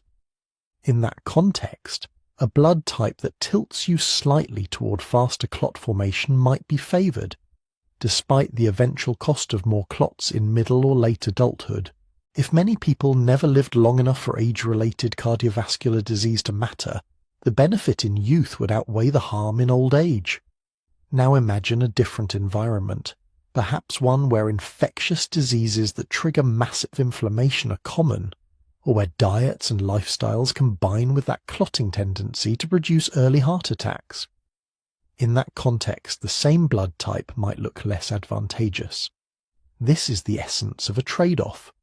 The trait is not good or bad in some absolute sense. Its value depends on what the world throws at you and at what age. A BO and RH may also be involved in less obvious but equally important negotiations within the body, especially during pregnancy. We already explored RH incompatibility, where an RH negative mother carries an RH positive fetus and, in some pregnancies, mounts an immune response against fetal red cells. That is a dramatic, well-documented example of maternal and fetal blood traits coming into conflict. Beyond that, there is a subtler web of interactions that researchers are still untangling. The placenta, the temporary organ that connects mother and fetus, is a zone of intense biological diplomacy. Maternal blood bathes fetal tissues. Nutrients, hormones, and signaling molecules move back and forth. Tiny differences in cell surface molecules, including some related to blood groups, can potentially influence how smoothly that exchange proceeds. Some studies have suggested that certain combinations of maternal and fetal ABO types might affect the risk of complications like preeclampsia, fetal growth restriction, or miscarriage. Others have explored whether ABO or RH status shifts the odds of particular pregnancy outcomes in ways that are too small to notice at the level of a single family, but measurable in large data sets. So far, the picture is hazy. Results differ between populations and study designs. Many apparent effects vanish when you control for age, prior pregnancies, nutrition, or access to care. A few associations persist, but they are generally modest. Again, nothing in this research justifies viewing a particular blood type as a sentence of reproductive difficulty or as a guarantee of smooth pregnancies. What it does suggest is that maternal-fetal interactions may have contributed in quiet, incremental ways to the evolutionary story of blood groups. If certain mother-child combinations slightly improved the odds of a successful birth in one ecological or cultural context, those combinations might leave a faint imprint on the gene pool over thousands of years. As we add up infections, clotting, cardiovascular disease, pregnancy, and probably other processes we have not yet recognized, another concept from genetics becomes crucial: pleiotropy. Pleiotropy is the idea that one gene can influence many seemingly unrelated traits. A BO is a classic example. The same gene that determines whether your red cells carry A, B, AB, or O Antigens also affects which sugar chains decorate cells lining your blood vessels, your gut, and other tissues. Those sugar patterns can influence how pathogens attach, how clotting factors behave, how immune molecules circulate, and how cells signal to one another. From the point of view of natural selection, this means that a change at the ABO locus is never just about one thing. A variant that slightly reduces the risk of severe cholera might simultaneously raise the risk of a particular kind of thrombosis. A change that helps defend against one virus might alter how the placenta handles maternal antibodies. A tweak that affects clotting could, in turn, feed back into how the body responds to sepsis. Rh is less pleiotropic in terms of obvious systemic effects, but even there, the story is likely larger than the simple presence or absence of the classic D antigen. The Rh complex is involved in the stability of red cell membranes. Subtle differences could influence how long red cells survive, how they respond to oxidative stress, or how they behave in microcirculation. All of this complicates any attempt to tell a single, clean evolutionary story. There is no reason to think that one great plague, one dietary shift, or one reproductive challenge designed our current mix of blood types. Instead, what we see looks more like the accumulated result of many small overlapping forces, some infectious, some not, acting on genes that touch multiple aspects of physiology at once. Over tens of thousands of years, as human groups moved into new climates, adopted new foods, faced new diseases, and developed new social and reproductive patterns, the balance of advantages and disadvantages for each blood type kept shifting. In one time and place, type O might offer a bit more protection against malaria at the cost of more severe cholera. In another, type A's clotting profile might be favoured in a harsh, injury-prone environment, even if it nudged cardiovascular risk later on. Elsewhere, B or AB might interact with local pathogens, diets, and reproductive norms in their own distinct ways. Meanwhile, chance events, bottlenecks, founder effects, migrations were constantly reshuffling the deck. A small band of people carrying a particular ABO variant might happen to colonize a new region and grow, not because their blood type was superior in any global sense, but because they arrived first and survived well enough. When we look at modern associations between blood types and non-infectious conditions, heart disease, stroke, bleeding disorders, pregnancy complications, it is tempting to read them as direct reflections of past selection. They may be part of that story, but they are also shaped by the contemporary world, by processed foods, sedentary lifestyles, medical technologies that allow many more of us to reach ages at which chronic disease becomes relevant. In that sense, the same blood group alleles are now playing out in a very different theatre than the one in which they were originally tested. Keeping this in mind helps us avoid two extremes. On the one hand, we should not dismiss these associations as meaningless just because they are modest. Small differences in risk can matter at the level of populations and over evolutionary timescales. On the other hand, we should not inflate them into destiny. Your blood type is one variable among many, and for most modern individuals it is not the dominant driver of health outcomes. The persistence of multiple blood types in our species, then, probably reflects no single dramatic explanation. Instead, it points to a long history of compromise, genes with multiple effects being tugged in different directions by bleeding risks and clotting risks, by infections and inflammation, by maternal-fetal negotiations and the hazards of aging. To see how deep that history runs, and how these tiny differences have moved with us across continents and millennia, we have to look not only at living people, but at those who left their DNA behind long ago in bones, teeth, and frozen soils. Ancient DNA is our way of eavesdropping on those long-vanished gene pools.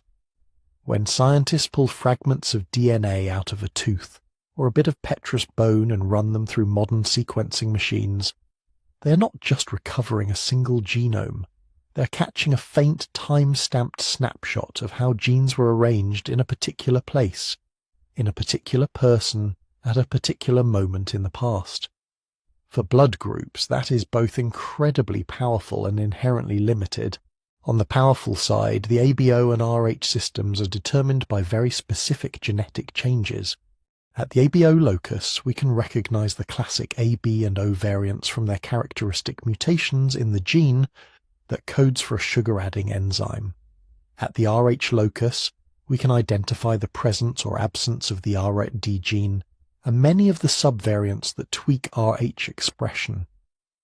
If a sample is well preserved, and if enough of those key stretches survive the ravages of time, we can say with reasonable confidence, this individual, who lived 5,000 or 10,000 or 40,000 years ago, would have been type A or O or B, and either Rh positive or Rh negative.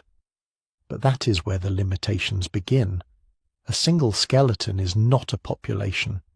A handful of sequenced burials from one cave or one cemetery do not fully represent the living community from which they came, let alone all the people who lived across a continent at the same time. Ancient DNA data sets are also deeply biased by preservation. Cold, dry, stable environments are kind to DNA. Warm, wet, acidic ones are not. So our picture of past blood types is skewed toward places where bone and tooth survive. European caves and burial grounds, Siberian permafrost, high-altitude deserts, a few exceptionally dry sites in the Near East and the Americas. Huge swathes of the world's past populations, tropical Africa, much of South and Southeast Asia, lowland rainforest regions, are either underrepresented or almost invisible in the ancient DNA record, simply because their remains do not preserve as well, or have not yet been sampled. Then there is the human layer of bias. Archaeologists excavate certain sites more intensively than others. Museums decide which bones to curate. Geneticists choose which samples to sequence. Often we have more data from elites buried in monumental graves than from ordinary people whose remains were never preserved. All of that means that when we talk about ancient blood type frequencies, we are really talking about glimpses, patchy, uneven glimpses, through the fog of time. Still, those glimpses are starting to outline a story. If you follow ABO and Rh variants through the ancient DNA record, you see that the modern patchwork of blood types did not arise recently. It has deep roots that stretch back through the ice ages and the great movements of people that followed. Take the last glacial maximum, roughly 20,000 years ago. Much of northern Europe and North America lay under massive ice sheets. Conditions were harsh, and human populations in many regions shrank and retreated into more habitable pockets. Ice Age refugia in southern Europe, the Caucasus, parts of the Near East. Within those refuges, small groups of hunter-gatherers survived, reproduced, and slowly accumulated their own combinations of genetic variants, including ABO and Rh alleles. Some refugial groups might, by chance, have had more O alleles, others more A or B. There is no reason to think the distribution was uniform, even over relatively short distances. It almost certainly was not. Then, as the ice sheets melted and the climate warmed, people expanded out of those refugia, reoccupying northern Europe and other formerly glaciated lands. When they moved, they carried their blood group profiles with them. A valley repopulated by descendants of one refugial group would end up with a slightly different mix of blood types than a region colonized by another. Later, another wave pushed through, the Neolithic expansion of farmers. Starting in the Fertile Crescent and parts of Anatolia around 10,000 years ago, populations that had adopted agriculture began to grow rapidly and spread into Europe, North Africa, and parts of Asia. Ancient DNA has shown that these Neolithic farmers did not simply teach local hunter-gatherers how to farm, they often replaced or heavily admixed with them. As those farming groups fanned out, they again carried particular clusters of ABO and Rh alleles. In some regions, they mixed with local hunter-gatherers who had different blood type distributions, creating new blends. In others, their descendants largely replaced the earlier inhabitants, leaving a different genetic signature. What we see today in many parts of Europe, the relatively high frequency of type O in some areas, of A in others, the comparatively low B frequency in the far west compared to Central and South Asia, is the product of those repeated cycles of contraction, refuge, expansion and admixture layered on top of the selective forces we talked about earlier. Similar stories played out elsewhere, although the details differ. In parts of East Asia, the expansion of early rice and millet farmers reshaped the gene pools that had been established by Paleolithic hunter-gatherers. In the Americas, the initial peopling from Siberian ancestors carried a particular set of ABO and Rh variants across the Bering region, where small founding populations and subsequent bottlenecks would have magnified chance fluctuations in blood type frequencies. Later demographic events, the rise and fall of complex societies, migrations, epidemics introduced after European contact, added further reshaping. Each of these episodes acts like a hand stirring different coloured sands together. Sometimes one colour becomes dominant in a region, not because it is inherently better, but because of who arrived, who stayed, and who had children. Importantly, ancient DNA also undercuts the simple idea that ancient equals homogeneous.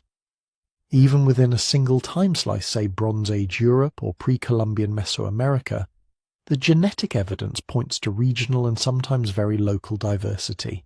Neighbouring valleys, coastal versus inland communities, herding groups versus settled farmers could have subtly different blood type profiles, just as they had different languages, customs, and diets. Blood groups were part of that fine-grained mosaic. They were not a single, uniform signature stamped across a continent, but one more layer of variation, drifting and shifting as people moved, mixed, split, and reunited. The art system shows these patterns too, though in its own way. The classic distinction between Rh positive and Rh negative largely reflects whether the RHD gene is present or deleted, and that deletion seems to have reached particularly high frequencies in some West Eurasian populations. Ancient DNA suggests that the spread of negative alleles through Europe involved the same kinds of processes, bottlenecks, expansions, admixture, rather than a sudden, mysterious appearance. All along, sampling bias hovers in the background. When we map ancient blood types, we are mapping the people whose bones happen to fall into the right soil, whose graves happen to be excavated, whose remains happen to be selected for analysis, and whose DNA happen to survive. Entire populations can rise, thrive, and vanish while leaving almost no recoverable genetic trace. So the shifting map we can draw today is best understood as a sketch, not a finished atlas. Lines are missing, regions are blank. Some features are drawn in thick ink, others only as dotted hints. Yet even in this incomplete form, the picture changes how we think about blood types. Instead of static labels printed on a hospital card, ABO and Rh become quiet markers of deep history. Each allele you carry has travelled through a chain of ancestors who weathered Ice Age winters and Holocene droughts, who may have huddled in glacial refugia or walked behind the first domesticated herds, who took part, whether they knew it or not, in the great demographic waves that swept across continents. In your veins, the consequences of those movements are still present, not in any mystical way, but in the literal arrangement of the sugars on your red blood cells. To see just how far back that ancestry reaches, and how other human species contributed to this story, we have to widen the lens beyond Homo sapiens alone, and follow ABO and RH back into the world of Neanderthals, Denisovans, and the other cousins with whom we once shared the planet. When geneticists talk about Neanderthals and Denisovans living on in us, they are not speaking metaphorically. For a small but meaningful fraction of our genome, we can point to specific stretches of DNA and say, this piece didn't just arise in Homo sapiens, it was borrowed long ago from another kind of human. Many of those stretches are involved in immunity. Across the genome, regions that help recognize pathogens, present foreign molecules to immune cells, or regulate inflammatory responses show especially strong evidence of archaic introgression. In other words, Neanderthal and Denisovan versions of certain immune genes seem to have been picked up by our ancestors and kept, because they were useful. Once you see that pattern, it is natural to ask, what about blood groups? After all, the molecules that define ABO and many other blood group systems sit right on the surface of red blood cells and other tissues. They are part of how our bodies interface with pathogens, how our immune systems recognize self and non-self. If Neanderthals and Denisovans had useful variants at other immune loci, maybe some of our blood group diversity is their legacy too. This is exactly the kind of question researchers have been exploring over the past decade. As more high-quality archaic genomes have become available, the first step is simply to ask, what blood types did these other humans likely have?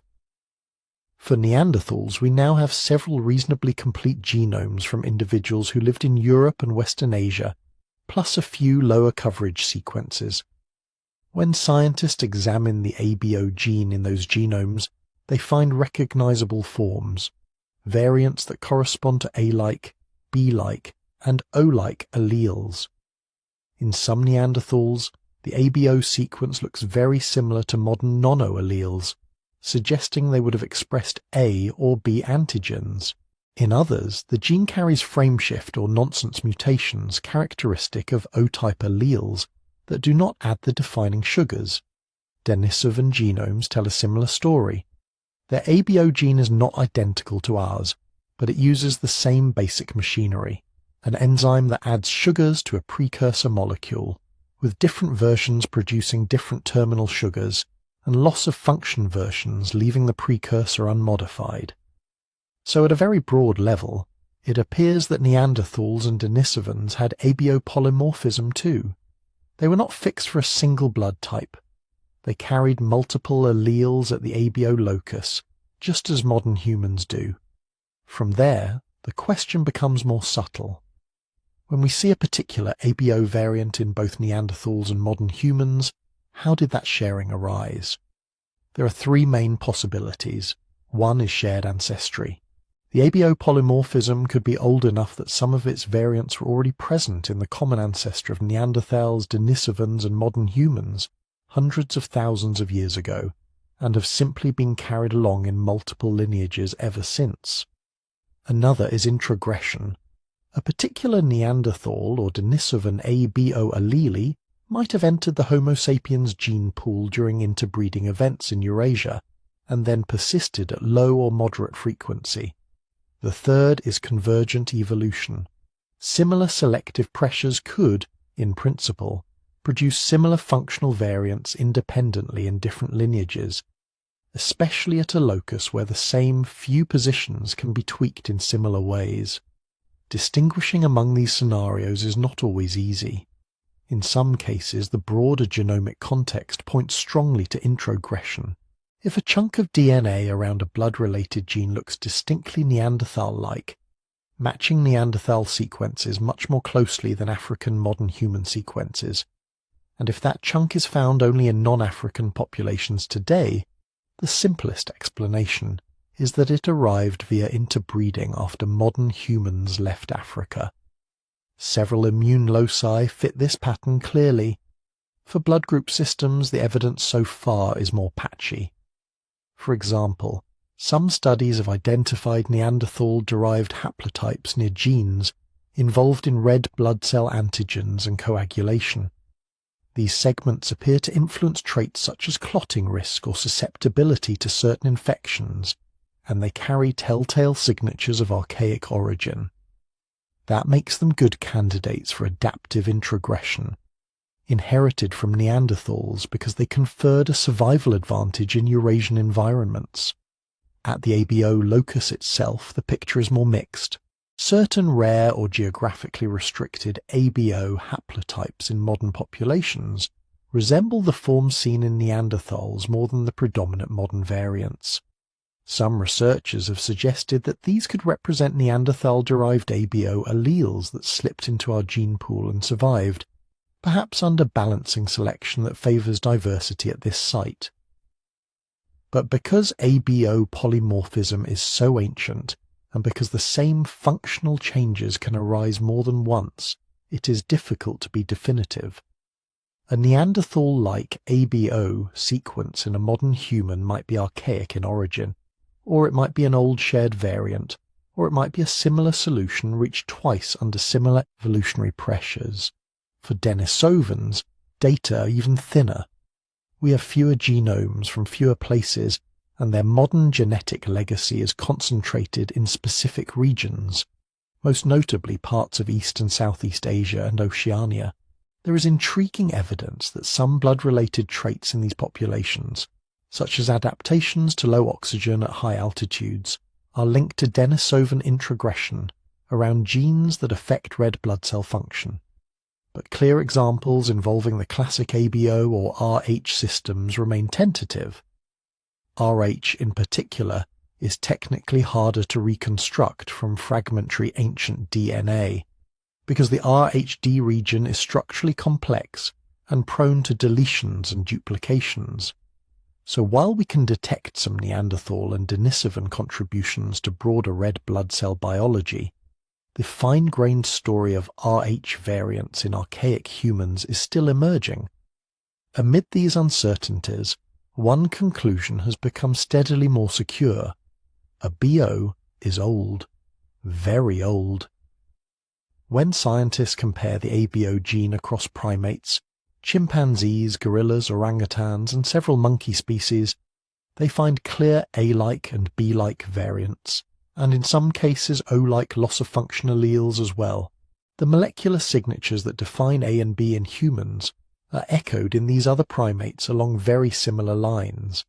The simplest explanation is that a form of ABO polymorphism has been maintained in primate lineages for tens of millions of years.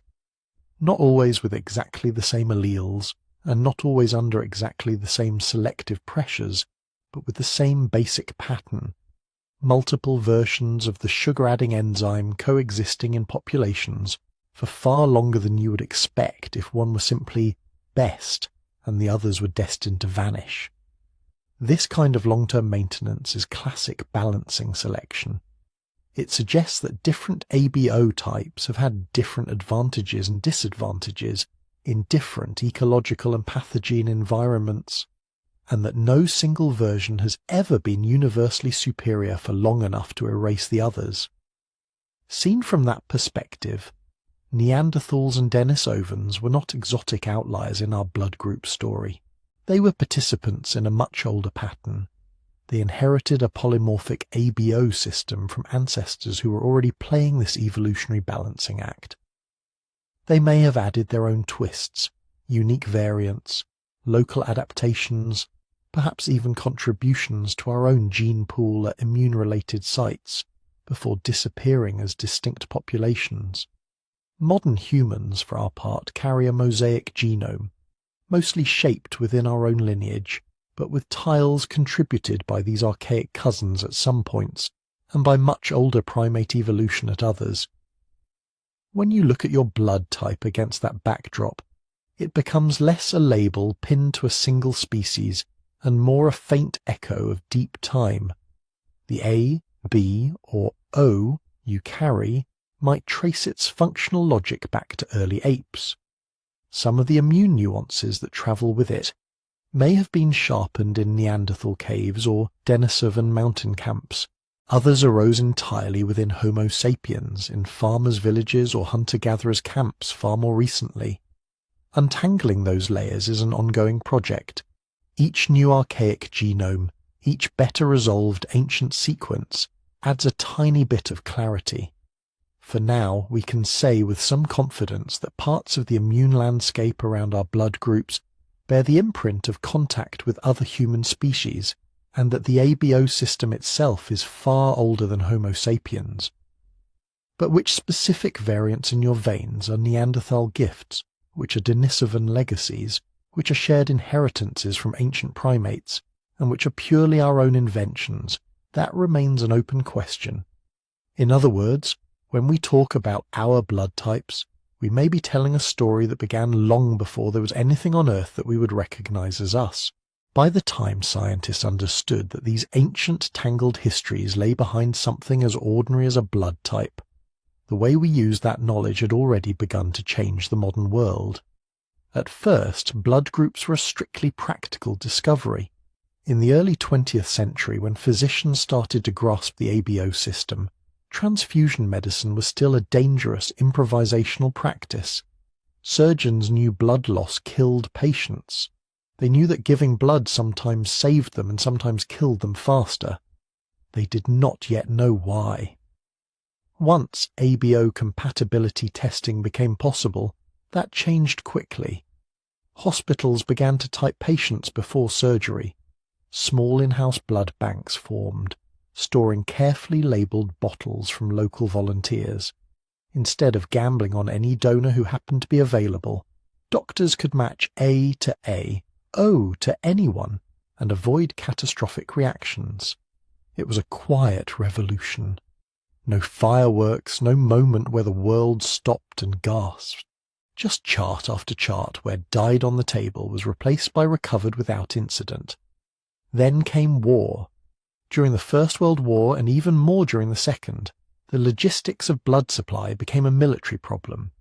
You suddenly needed not just a few pints for a hospital, but rivers of compatible blood for thousands of wounded soldiers in field hospitals and surgical tents far from home.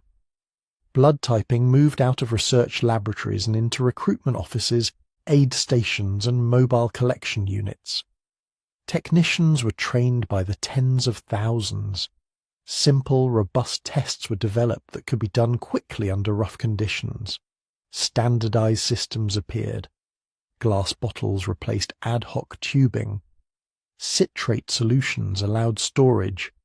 Refrigerated trucks carried precious units across battlefields. Along the way, people began to carry their blood type on paper tags, on metal discs, on cards tucked into uniforms. For many of those soldiers, that little code, a positive, O negative, B positive, was the first time their blood group had become part of how they imagined themselves. It was no longer just a laboratory result. It was stamped onto their dog tags, part of their official identity in a world where a few minutes could make the difference between life and death. After the wars, that infrastructure did not vanish. It came home. Civilian blood banks expanded. National and regional systems for collecting, testing, and distributing blood were built on top of the wartime experience. Hospitals integrated blood typing into routine admissions. Expectant mothers were typed as part of prenatal care, especially after the Rh factor and hemolytic disease of the newborn were understood. Then something new happened. Charities and health systems realized that blood wasn't just a medical commodity. It depended on people, on volunteers who would come in, roll up a sleeve and give. And blood drives became community events at schools, workplaces, churches, factories. People walked away not only with a bandage and a cookie, but with a little card in their wallet that said, clearly, you are O positive, or you're AB negative. Over time, that simple, practical piece of data, the kind of thing a technician might once have scribbled in a lab notebook, started to feel like a label, a category, a small but crisp answer to the question, what are you? That feeling only grew as blood typing spread beyond hospitals. In many countries, students learned their type in school physicals. Some government EDs added it. Military conscription made it nearly universal in certain populations. Once a trait is widespread, easily measured and reduced to a handful of letters and symbols, it becomes almost irresistible as a hook for identity. Humans have always done this. We gravitate towards simple categories: zodiac signs, birth order, handedness, 4 temperaments, introvert versus extrovert. The categories don't need to be especially accurate. They just need to be memorable, easy to talk about, and flexible enough that people can see themselves in them. Blood type, with its short codes and clear-cut alternatives, fit the pattern perfectly. In some cultures, especially in parts of East Asia, this tendency crystallized into elaborate narratives. In Japan, for example, the idea that blood type reflects personality emerged in the early 20th century, was amplified by popular books in the 1970s and 1980s, and has lingered ever since. In these narratives, Type A people are often described as meticulous and earnest, Type B as creative and free-spirited, Type O as confident leaders, Type AB as complex or eccentric. Similar stories circulate in South Korea and elsewhere, showing up in magazines, TV shows, even matchmaking profiles. Scientifically, there is no robust evidence that ABO type predicts personality in this way. Large studies that compare blood type with psychological traits consistently find tiny, inconsistent effects at best, exactly what you would expect from random variation and confirmation bias. But socially, the narratives are real. They function like any other folk taxonomy of character. People joke about their type, blame it for quirks, use it as a light-hearted way to talk about compatibility. Over time, those stories can even become self-fulfilling, as individuals lean into traits they believe fit their type. Behind this sits a deeper pattern. Our brains like clean lines.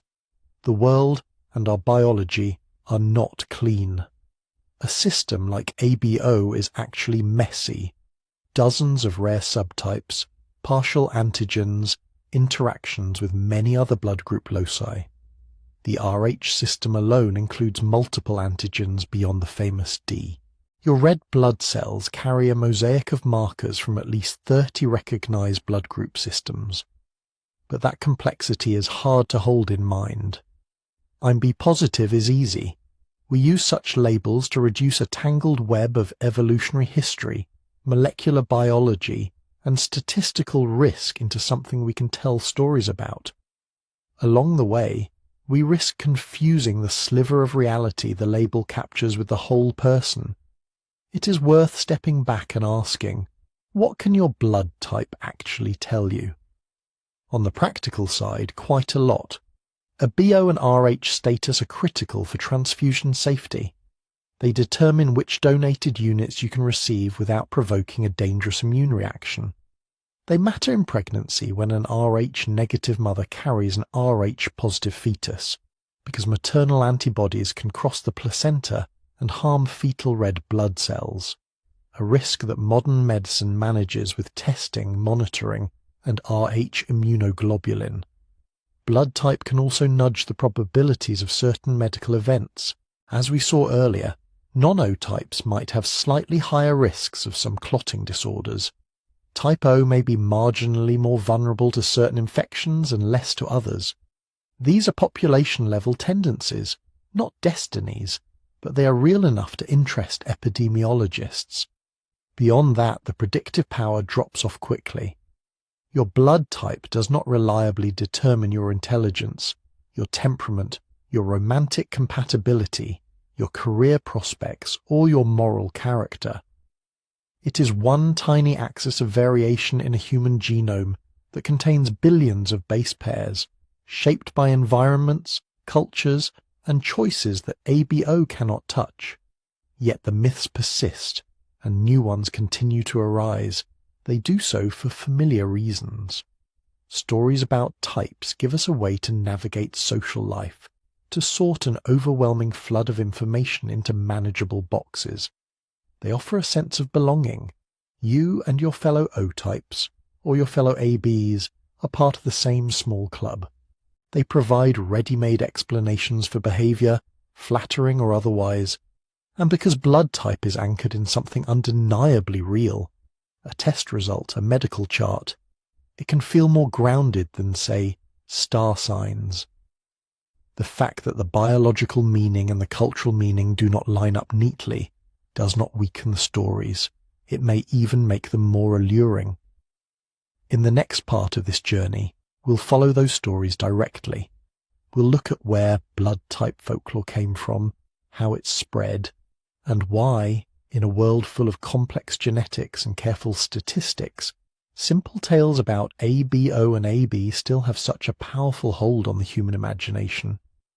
When people first began to spin personality tales around blood types, they weren't doing molecular biology. They were doing what humans have always done when faced with something invisible yet powerful. They told stories. In Japan in the early 20th century, as Western science and medicine were being rapidly imported and adapted, blood type was a new, modern, slightly mysterious idea. Here was a trait that could be measured in a laboratory, written down in crisp Latin letters and tied directly to life and death on the operating table. At the same time, older traditions of divination and character classification were still very much alive. Systems that sorted people into types based on birth year, elements, or animal signs already had deep cultural roots. It didn't take much imagination to connect the two. In 1927, a Japanese educator named Takeji Furukawa published a short article suggesting that differences between national and ethnic groups might be linked to their ABO distribution. His claims were speculative and deeply flawed, reflecting the prejudices of his time, but the seed was planted. Blood type as a window into character. The idea went quiet for a while, then returned decades later in a new, more domesticated form. In the 1970s, popular books by Masahiko Nomi took the concept of blood-type personality and recast it as a kind of friendly, everyday psychology. Nomi wasn't a physician or a geneticist. He was a writer who loved patterns. He collected anecdotes, interviewed people, looked at workplace dynamics, and convinced himself that the letters on a blood card lined up with the temperaments he thought he saw around him. For many readers, it clicked.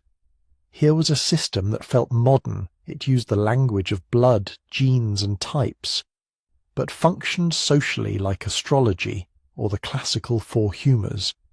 It gave people an easy script. Type A, serious, organised, considerate, maybe a bit anxious.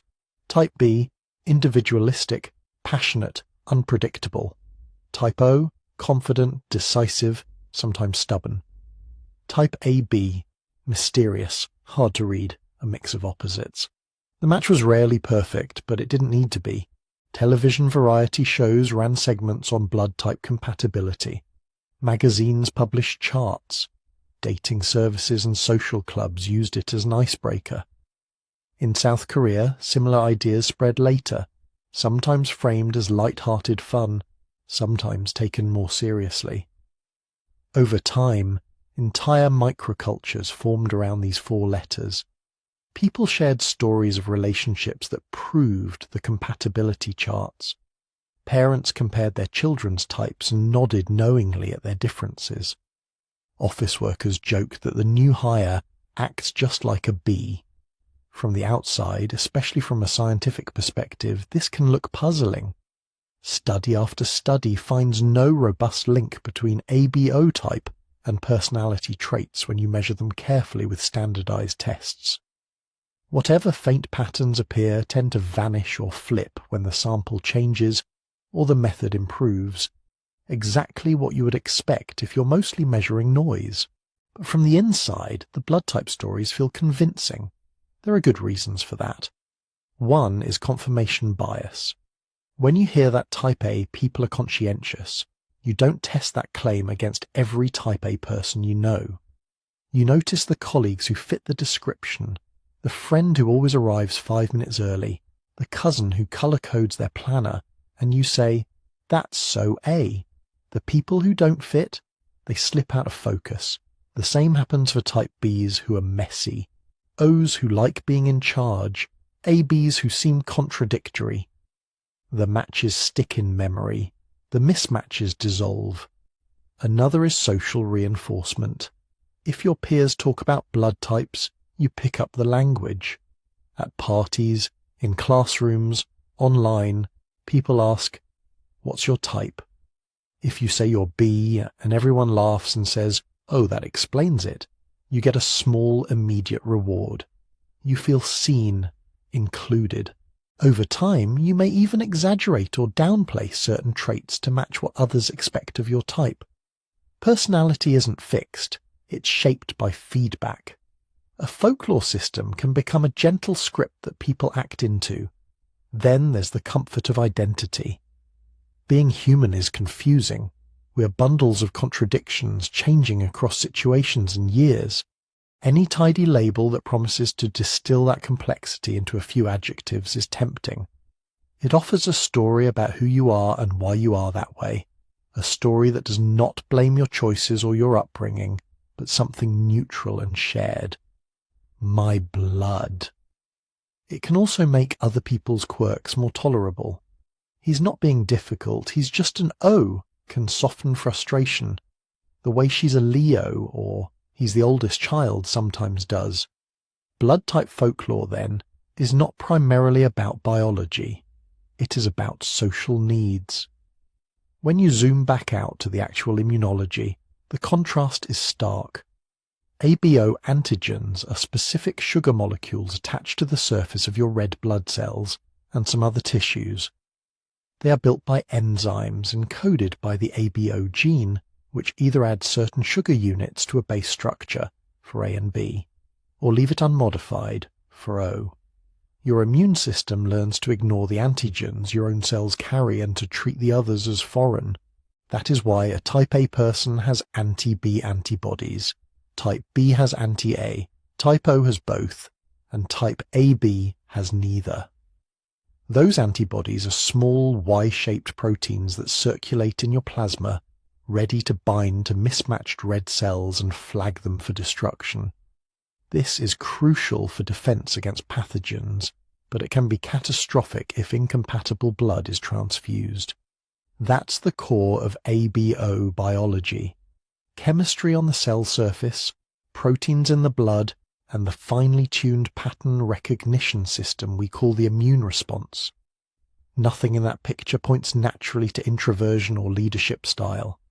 The evolutionary pressures that shaped ABO variation may be cholera in one region, malaria in another, other pathogens and clotting risks elsewhere, operated on survival and reproduction, not on whether you like small talk. The stories that say otherwise are part of a different layer of reality.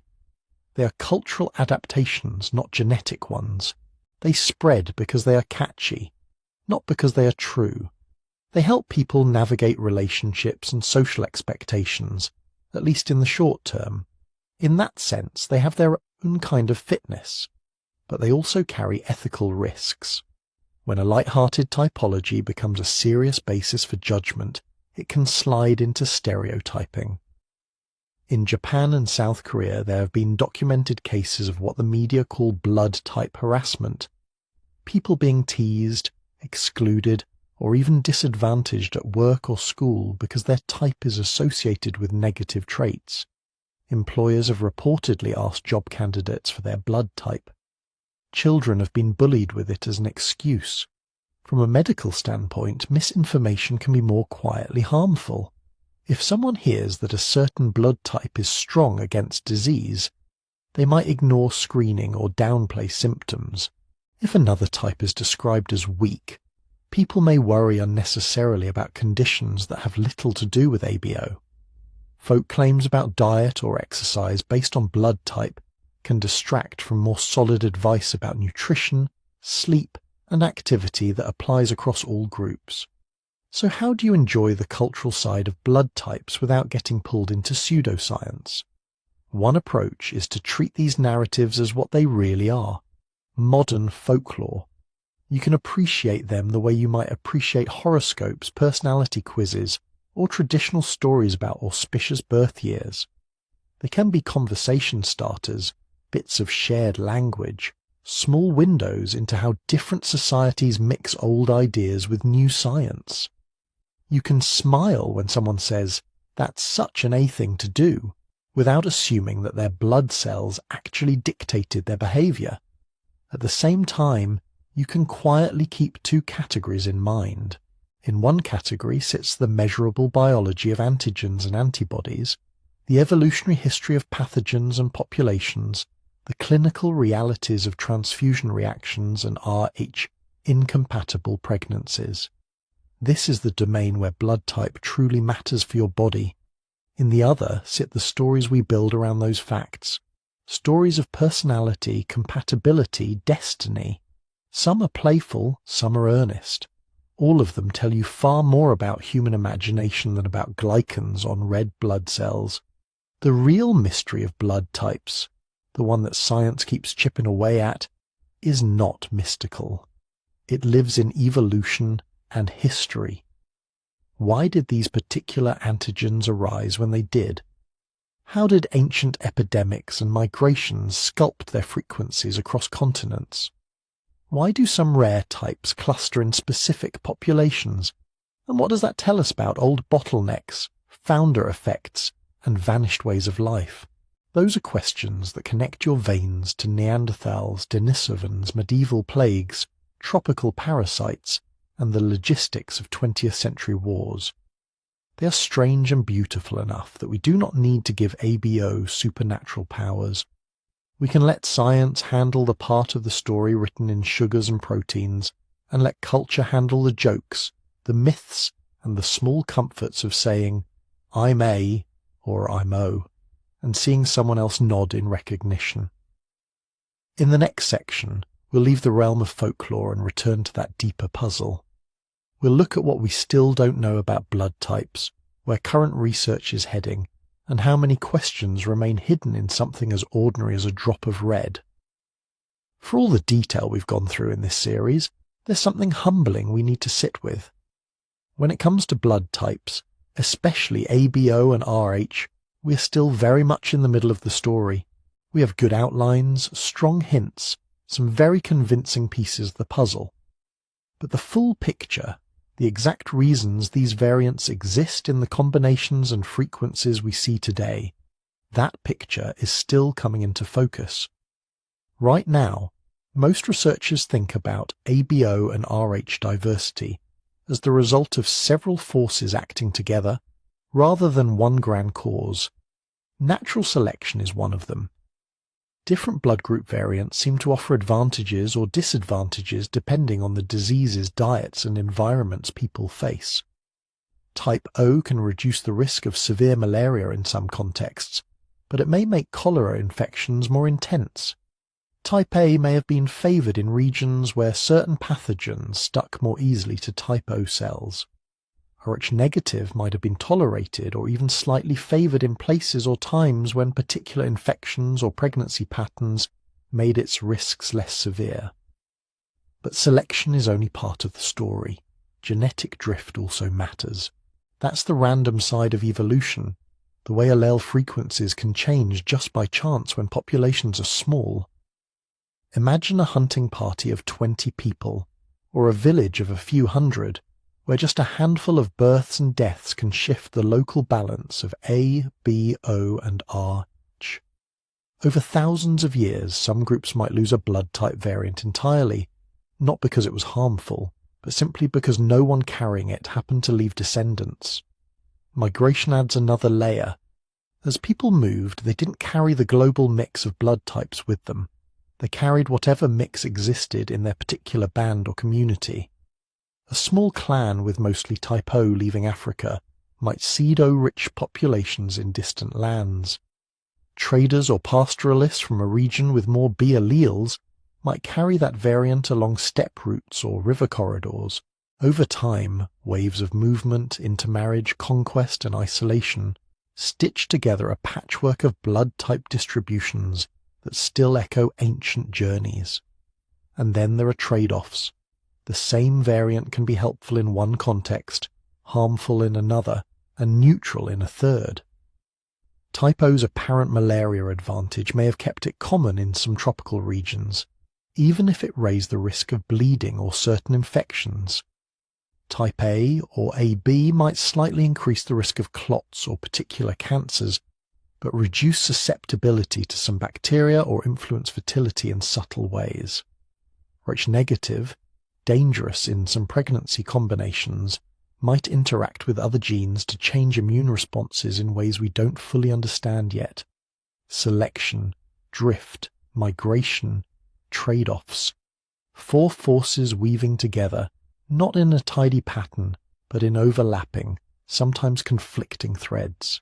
The open questions mostly live in the details. We still don't know which pathogens mattered most, at which times, and in which places for each blood group system. Was cholera really a major sculptor of ABO frequencies along river deltas and coastal plains, or are we overreading a pattern from the last few centuries? How much did smallpox shape the prevalence of type A in Europe and parts of Asia, and did that pressure operate over millennia, or mainly in the last 1,000 years? Did different malaria species in Africa, India, and Southeast Asia tug ABO and RH frequencies in slightly different directions?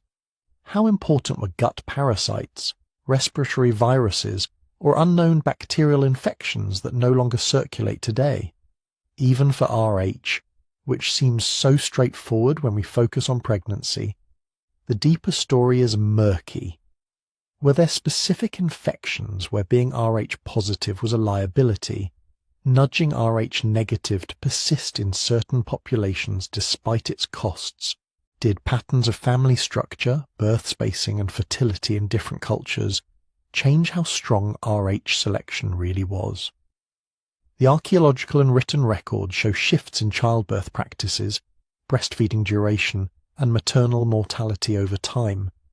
Each of those could subtly change how Rh incompatibility played out in real communities.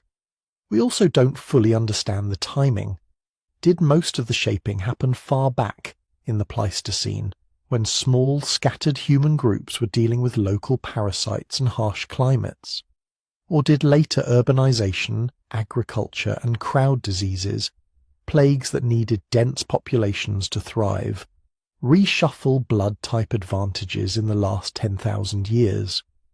To move from broad stories to precise answers, researchers are leaning heavily on new tools. Genomics lets us scan entire genomes from hundreds of thousands of people and ask, where has natural selection left a fingerprint? Regions around the ABO and Rh genes show signs of what geneticists call balancing selection, patterns suggesting that multiple variants have been maintained over long periods instead of one winning and sweeping to fixation. By comparing these signatures across continents, we can begin to infer when selection was local and when it was global. Large biobanks add another dimension. In places like the UK, Finland, Japan, and increasingly in other countries, volunteers have given blood or saliva samples along with detailed health records. That allows researchers to link specific blood types and even finer variations within the ABO and Rh systems to hundreds of medical traits, clotting disorders, infection outcomes, pregnancy complications, autoimmune diseases. Most of the effects are modest, but taken together, they help map out the trade-off landscape. They show, for example, how type O's lower clotting factor levels might interact with modern cardiovascular risks, or how certain rare Rh variants behave in pregnancy. They also highlight associations we didn't expect, which can then send lab researchers back to the bench to look at how particular pathogens stick, or fail to stick, to different cell surfaces. Ancient DNA is pushing even deeper. Early studies could only tell us rough ancestry components. This skeleton looks more like modern Europeans, that one more like East Asians or indigenous Americans. Newer work is precise enough to call some blood group alleles directly from ancient bones and teeth, as more Neanderthal and Denisovan genomes are sequenced. And as we get higher quality DNA from early farmers, hunter-gatherers and pastoralists, will be able to trace ABO and Rh variants along specific migration routes. We'll see when a particular allele first appears in a region, when its frequency jumps or drops, and whether those changes line up with evidence of new diseases, climate shifts, or population turnovers in the archaeological record. Piece by piece, timelines will sharpen. Mechanisms will move from maybe to probably, from broad speculation to well-tested models. But even with perfect data, there's a deeper reason the story will never reduce to a single decisive cause. Complex traits in human evolution almost never have one explanation. Height, skin color, lactose tolerance, mental health vulnerabilities, each turns out to involve many genes, many environments, and many historical contingencies layered together. Blood type diversity is no different. There was no single ancient epidemic that created type B, no one river valley that invented Rh negative. Instead, there were countless small events, births and deaths, migrations and isolations, fevers survived and pregnancies lost, trade routes opening and closing, climates warming and cooling. Each event nudged frequencies a fraction of a percent. Over tens of thousands of years, those nudges accumulated into the patterns we see now. Holding that kind of complexity in mind can feel unsatisfying at first.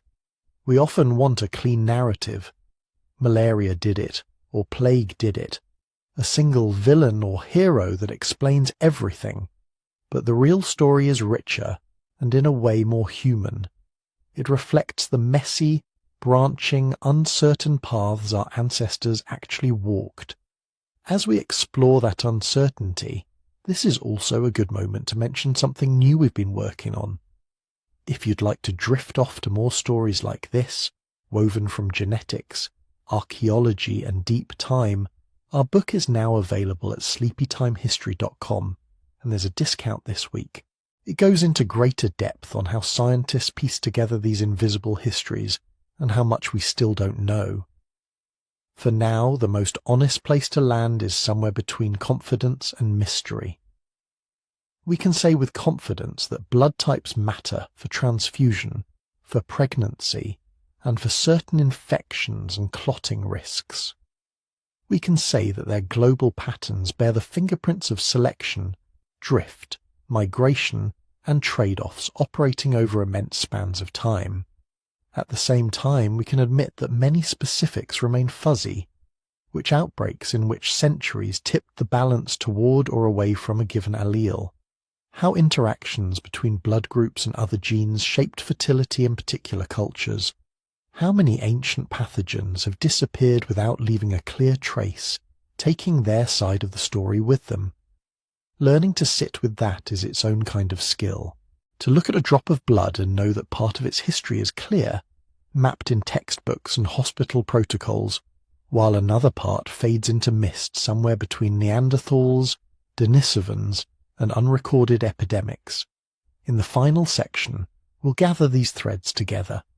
We'll return to the idea we started with, that there is an ancient mystery still inside us, written not in prophecy or personality charts, but in the quiet, persistent diversity of the blood that keeps us alive. So now we're back where we began. Somewhere inside you, circulating quietly while you listen to this, are a few small molecular differences that we call a blood type. A, B, AB, or O. H positive or Rh negative. Just a handful of sugars on the surface of your red blood cells, and a protein that may or may not be there. On the surface, it's chemistry, straightforward biochemistry, enzymes that add or don't add a tiny sugar, antibodies that recognize self and not self, lab tests that sort blood into neat columns and cross-matching tables that tell doctors who can safely donate to whom. But once you step back, those same little sugars stop looking ordinary. They become the fingerprints of history. They carry the legacy of trial and error medicine, when physicians tried transfusions without knowing why some patients survived and others died. They carry the story of a young scientist in the early 1900s, watching red cells clump under a microscope and realizing that humans were not all the same inside.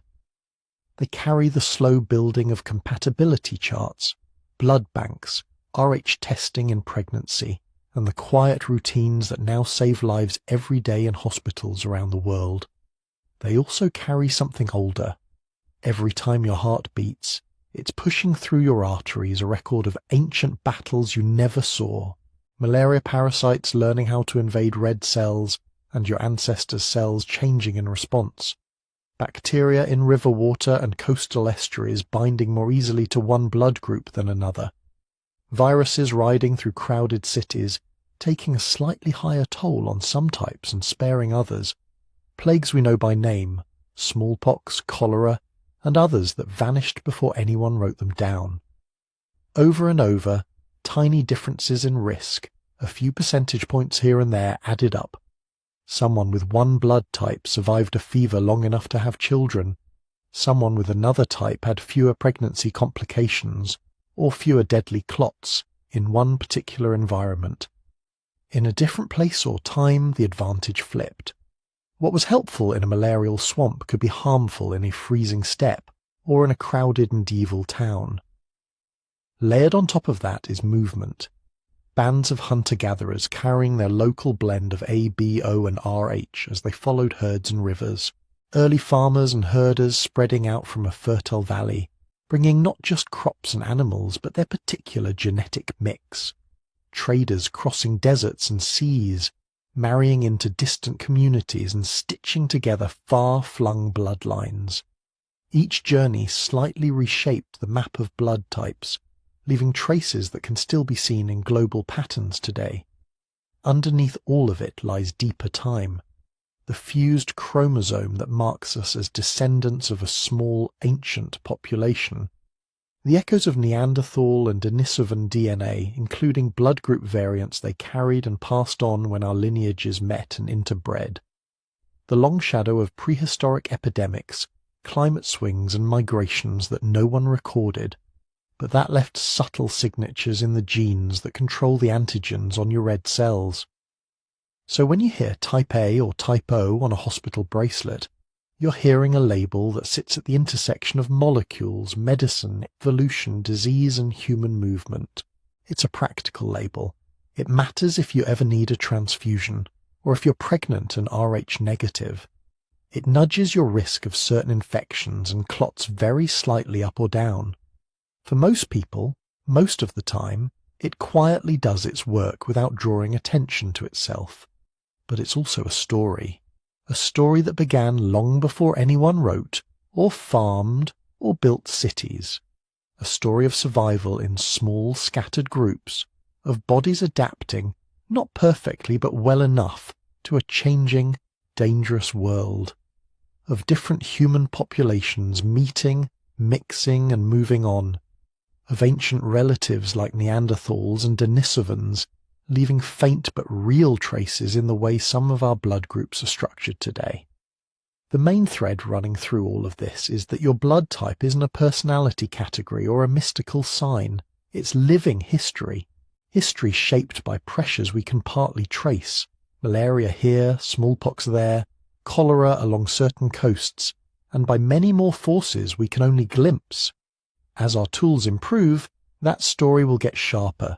More genomes sequenced from living people, more ancient DNA pulled from teeth and bones, better models of how pathogens interact with specific blood group variants, richer medical data sets linking subtle health differences to particular alleles at the ABO and Rh loci, and beyond them to other blood group systems that rarely make headlines. But even then, some pieces will probably stay in shadow. We'll never know the names of the first people who carried the A allele, or the first small group whose high frequency of O happened to survive a local epidemic. We may never reconstruct every vanished pathogen that nudged arch frequencies up or down in a particular valley 10,000 years ago. Some parts of this history will remain like distant stars. We see their effects, but not their full shapes. That uncertainty can be a place to rest, not just a gap to be filled. To fall asleep, perhaps, to the idea that every breath you take is oxygen moving through a system refined by countless ancestors facing challenges you will never meet, that the same blood type you record once on a medical form is also a quiet message from people who lived and died tens of thousands of years ago. Before we close, if you've enjoyed drifting through this mix of genetics, archaeology, and deep time, it would really help if you tapped like on this episode, left a comment and subscribed so you can find your way back here next time. If you feel like sharing, I'd love to know where you're listening from, what city, region, or landscape is wrapped around you while you hear this story about the landscapes inside your veins. And if you'd like more slow, detailed journeys into prehistoric secrets, there's a book waiting for you at sleepytimehistory.com. It goes deeper into how scientists uncover these hidden pasts, and how much remains mysterious, even with the best tools we have. For now, you can let the details fade if you like, and just hold on to this. Inside you, right now, there is an ancient mystery still at work. Not a riddle to be solved in one neat answer, but a long, branching history written in the small differences that keep your blood flowing safely through your body. A history that ties you to epidemics and climates, to forgotten rivers and long-vanished relatives, to all the people who made it through long enough for you to be here, listening with that same quietly remarkable blood moving through your veins.